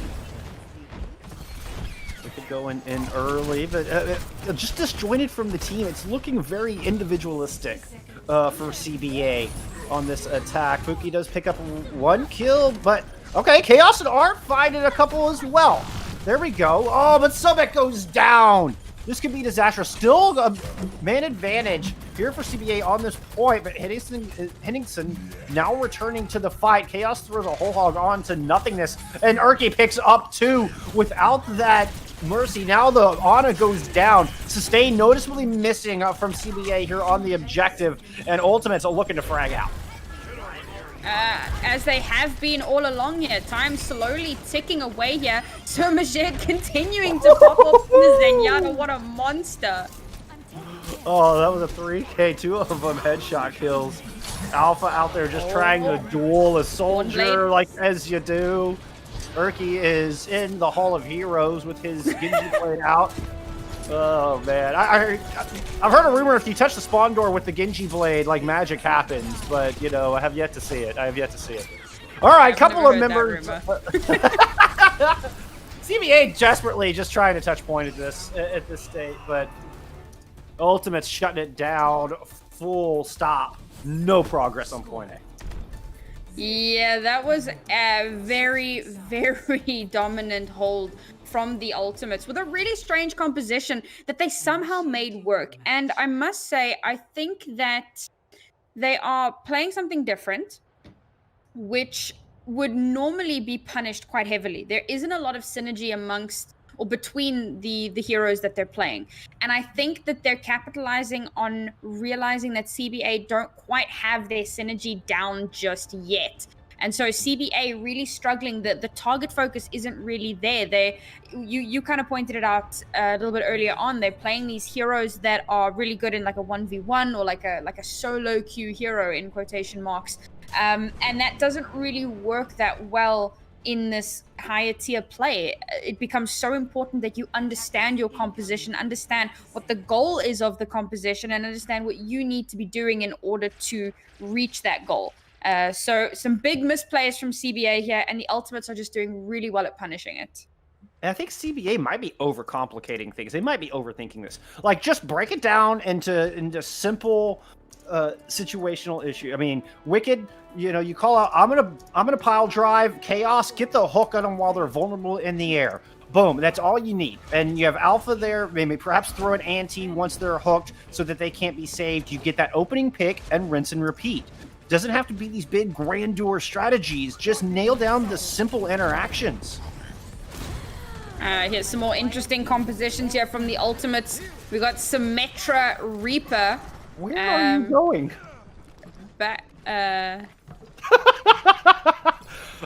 Ultimates are on attack here. I just want to remind you, for the folks at home, because if you're just tuning in, you might think that the Ultimates are coming out of the defensive spawn. They're capturing second point. They're capturing second point. What do you mean? What? I think you forgot something, Ultimates, and that is point A. That's still a thing, guys. All right, they're coming back. They're coming back. Yeah, taking a little tour of Volskaya. You know, it's a pretty map, I suppose. All right, back in the action. Here it comes. You're playing the mind games. Vital, not caught off guard at all. Takes down Urki immediately. Chaos able to get into the mix as well. Vital comes with a pair of kills from the Widowmaker. So the mind games not affecting CBA too much. They're keeping their mental strong, even if their team play is a little lacking. Yeah, Ultimates, they, once again, their hubris gets the better of them. They're not able to secure that first point capture. Oh, Urki on the Doomfist. And now, this may seem like a weird pick, but I saw his Doomfist at World Cup. It was disgusting. So if he sticks on that, that could be terrifying, particularly for Vital, who, I mean, look at him. Vital is up to a infrasite. Oh, swap the Doomfist. I know. I'm disappointed too. I wanted Urki. to see. I wanted to see the big right hook coming through.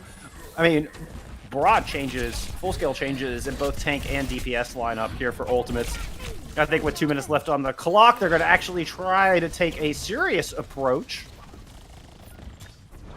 Definitely opting for a more classic composition. Yeah, Nixon, what are you doing? No, he rolls off the point. That is not a good look, but they are going to be able to build up a couple of Ultimates in the interim, which should be able to help them. Okay, well, there you go. The equalizer comes through.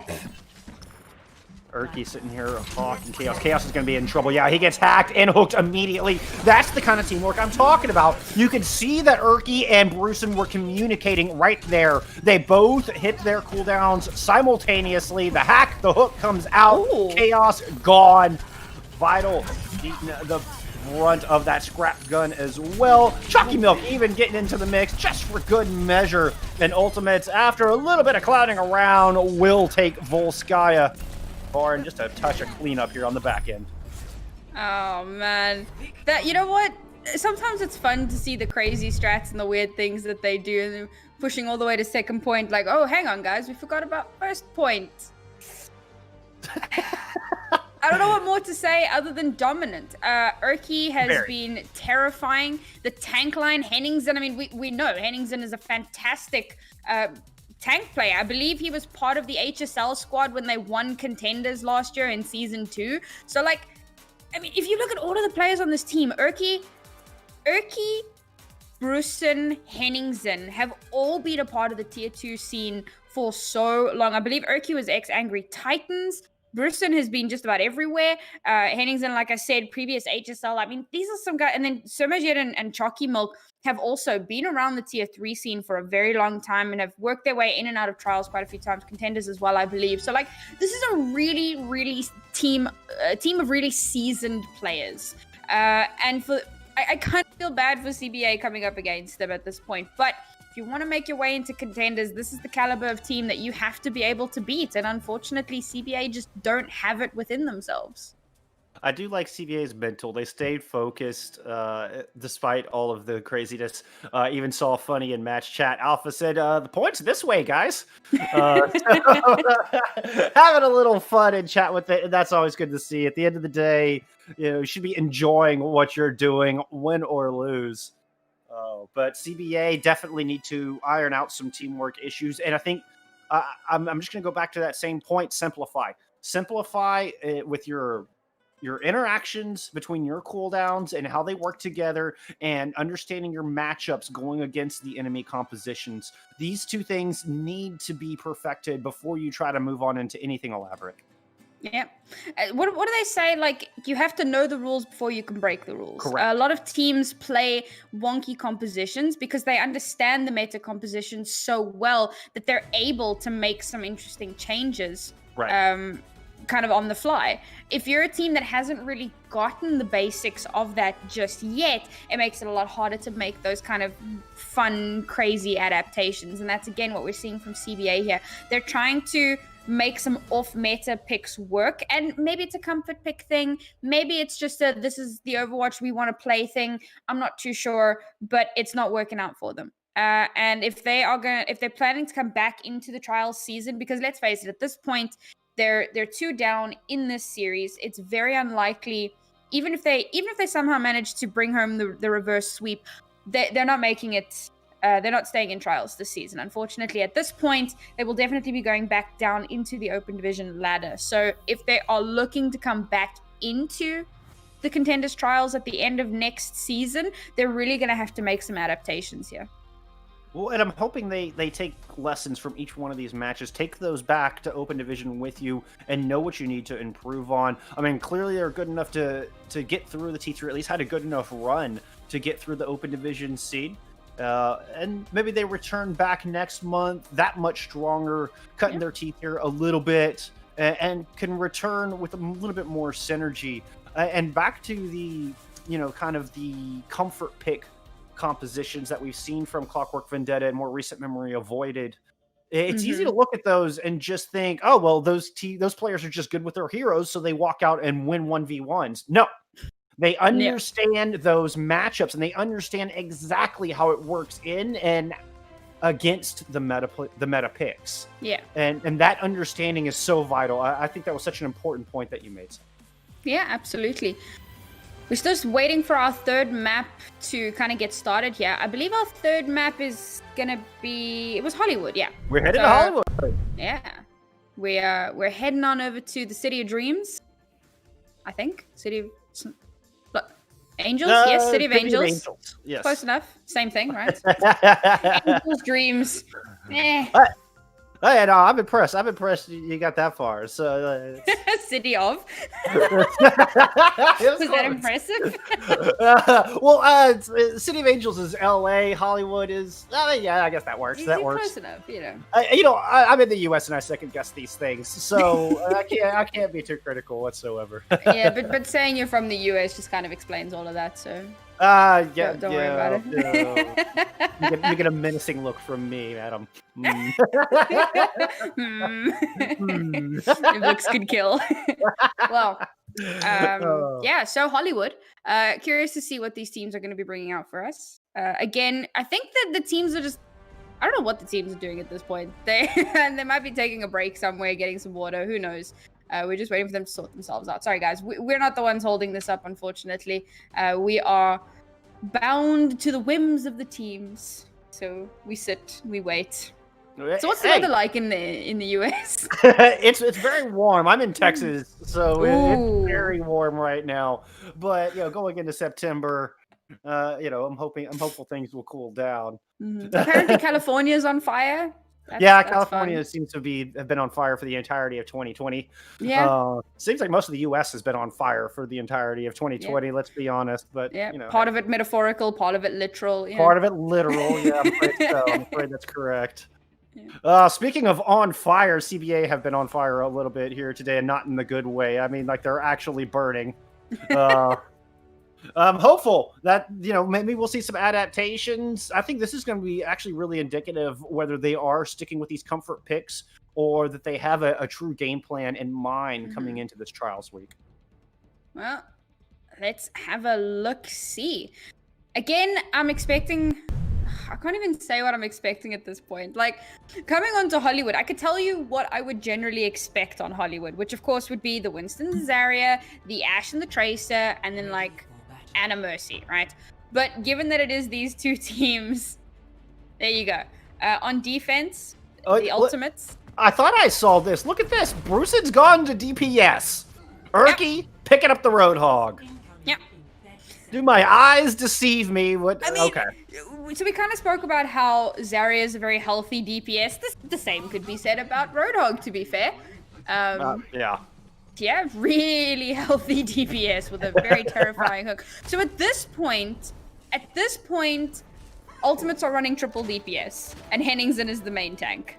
That's what I'm taking from this, and I'm kind of here for it. Because I don't see them running Erky as any sort of a tank. They're going to be running him as a DPS. They're going to be trying to shut down CBA, who have finally come out on a meta composition. I can't wait to see how this works out for them. And I was wondering if perhaps they just didn't have a player that felt comfortable with the Winston, which is perhaps why we weren't seeing this. So I'm curious to see how Wicked fares. It's a Discord and a hook immediately out of the gate, but the healing is there. So far, Wicked not in too much danger, but same cannot be said for Vital. Fuki traded out though, so both Ashes gone. Superjet goes down at the hands of Art's Tracer, and Vital is revived. 6v4 in favor of CBA as they look to push on the objective. Now trying to chase Erky down on this Roadhog. Or maybe that initial composition was to lull the ultimates into a false sense of security, and then they come out the doors. Okay, never mind.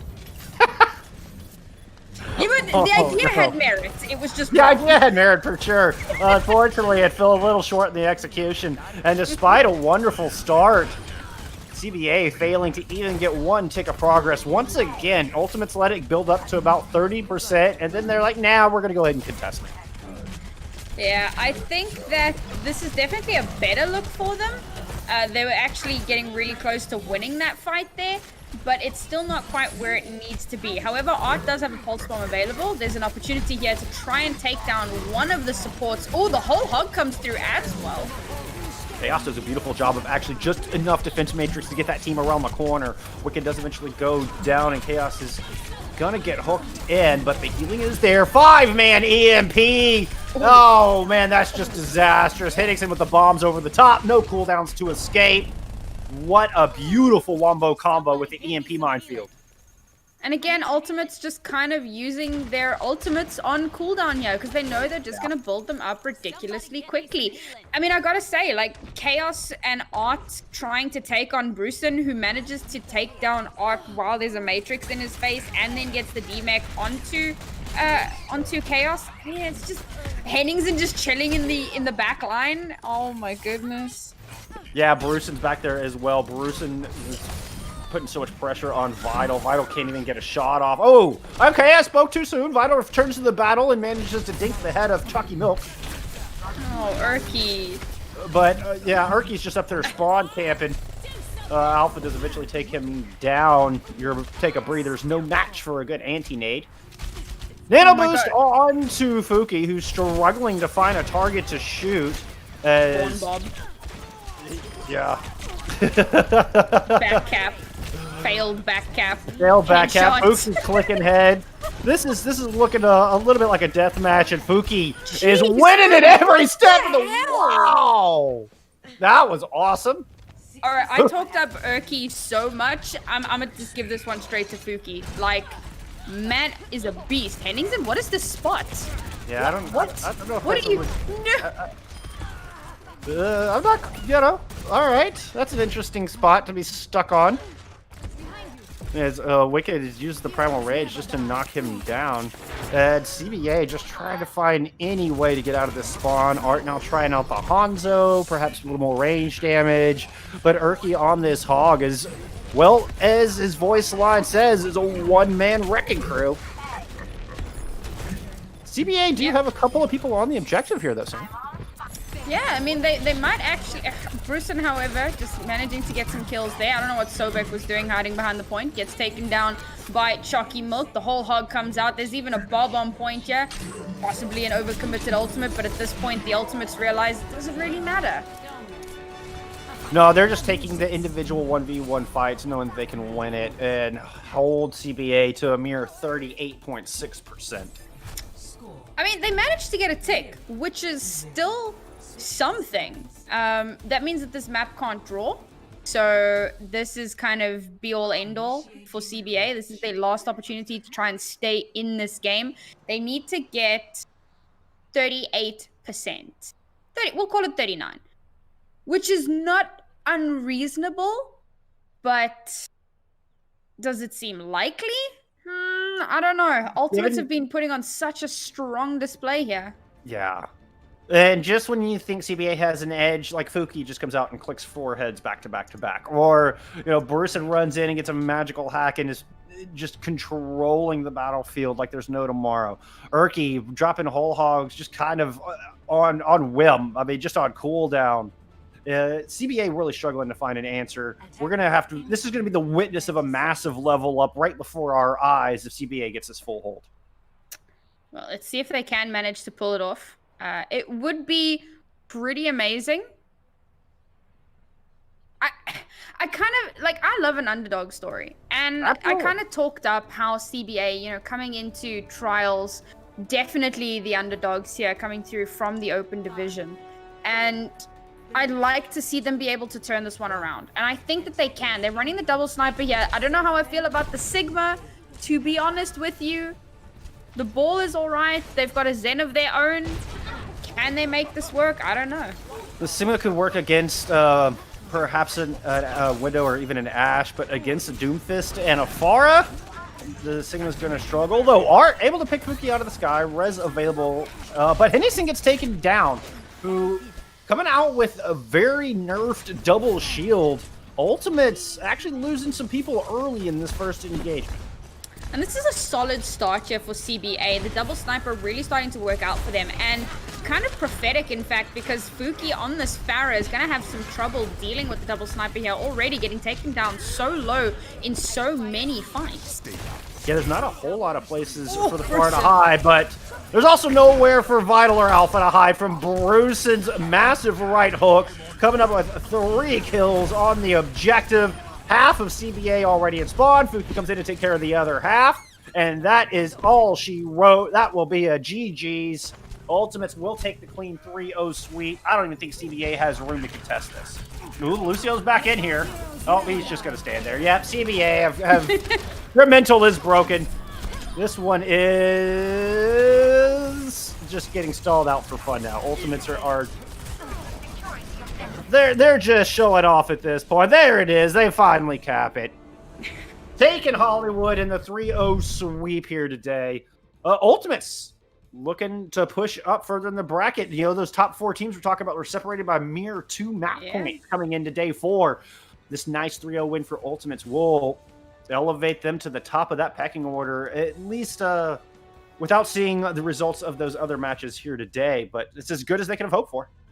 Yeah, I think that given how one-sided this match was, it kind of belies how close this group has been. Remember, coming into this, we mentioned that the top 4 teams all had the exact same score line and were only separated by map differential. So this should put the Ultimates at the top of the board, at least for now. We're still waiting for results to come in from the other matches as well, but for now, it does put them at the top of the pip, and that is a really good place for them to be in, particularly if they do want to make their way into Contenders, which, given how great they looked in this series, I think that's definitely a possibility.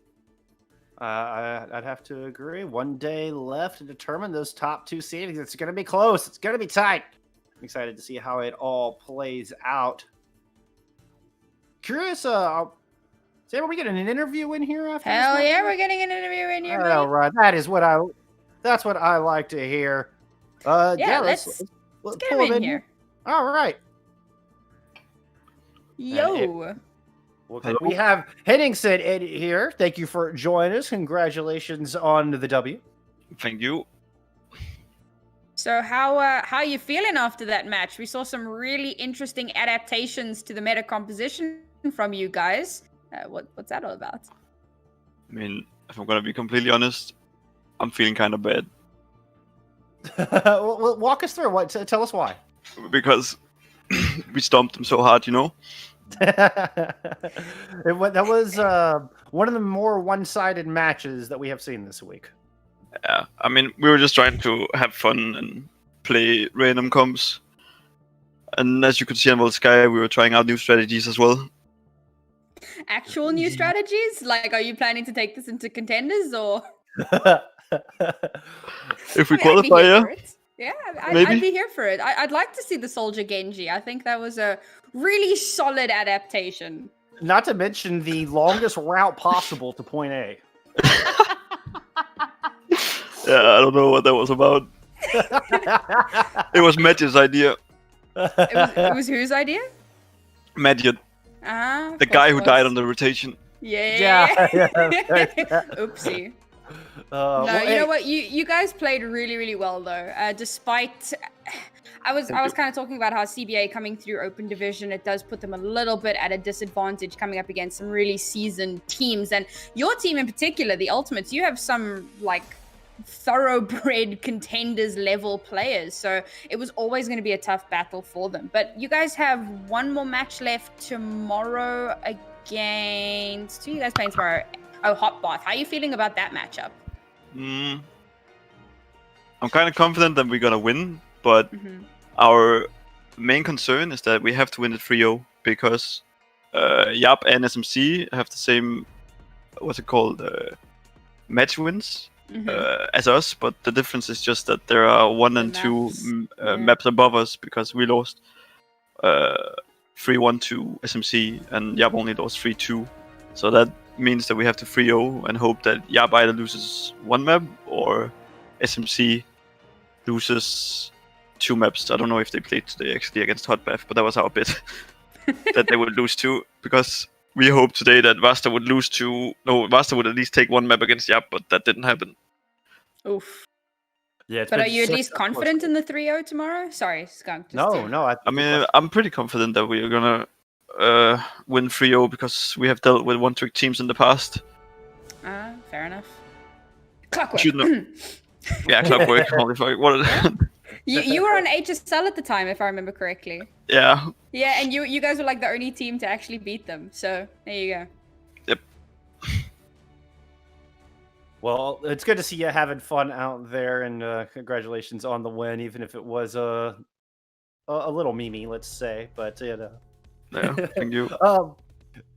And then we enjoy watching it. I mean, sending Brucein on to DPS and Urky. Well, he really wanted to play DPS. Was that he's just like, please let me play. His Doomfist was a bit of a banger though, so there's that. I was a little bit scared that they wanted to roll swap because we needed to win 3-0, you know. Yeah. Yeah. But it turned out all right. Any moving on to tomorrow, any preparation going into this matchup against a hero specialist kind of team? Or are you just going to do your thing? We have an idea of what to play. Okay. Awesome. I don't know how much I can say, so. No. I don't want you to divulge fair. anything too much. I like that. It's a good answer. Mm. Well, we appreciate you joining us and giving us your thoughts on today's match and heading in tomorrow. Congratulations once again on the victory. Thank you. Yeah, good luck for tomorrow. Thank you. All right. Well, that is going to do it for our matches here today. Thank you so much, Friends at Home, for hanging out with us. It's been a fun day. We had a super exciting 3-2 to start things off, and then a very one-sided fun match here at the end. CBA hopefully can walk away, take some notes, and come back all the better for it next time we see him. Yeah. Sam, any closing thoughts before we close it out? No, just a little bit sad that tomorrow is the last day, but of course that's going to be the wrap up, and it's going to be a banger as these teams, settle themselves into their positions. We find out who gets to duke it out in Contenders. I'm super excited for it. Group B is still anybody's game. 4 teams potentially fighting for the top 2 slots. Any one of them could take it. Y'all tune in Monkey Bubble tomorrow to see how that all turns out. I know I will. Until then, y'all look out for each other in Game and Out, my friends, and we'll see you next time.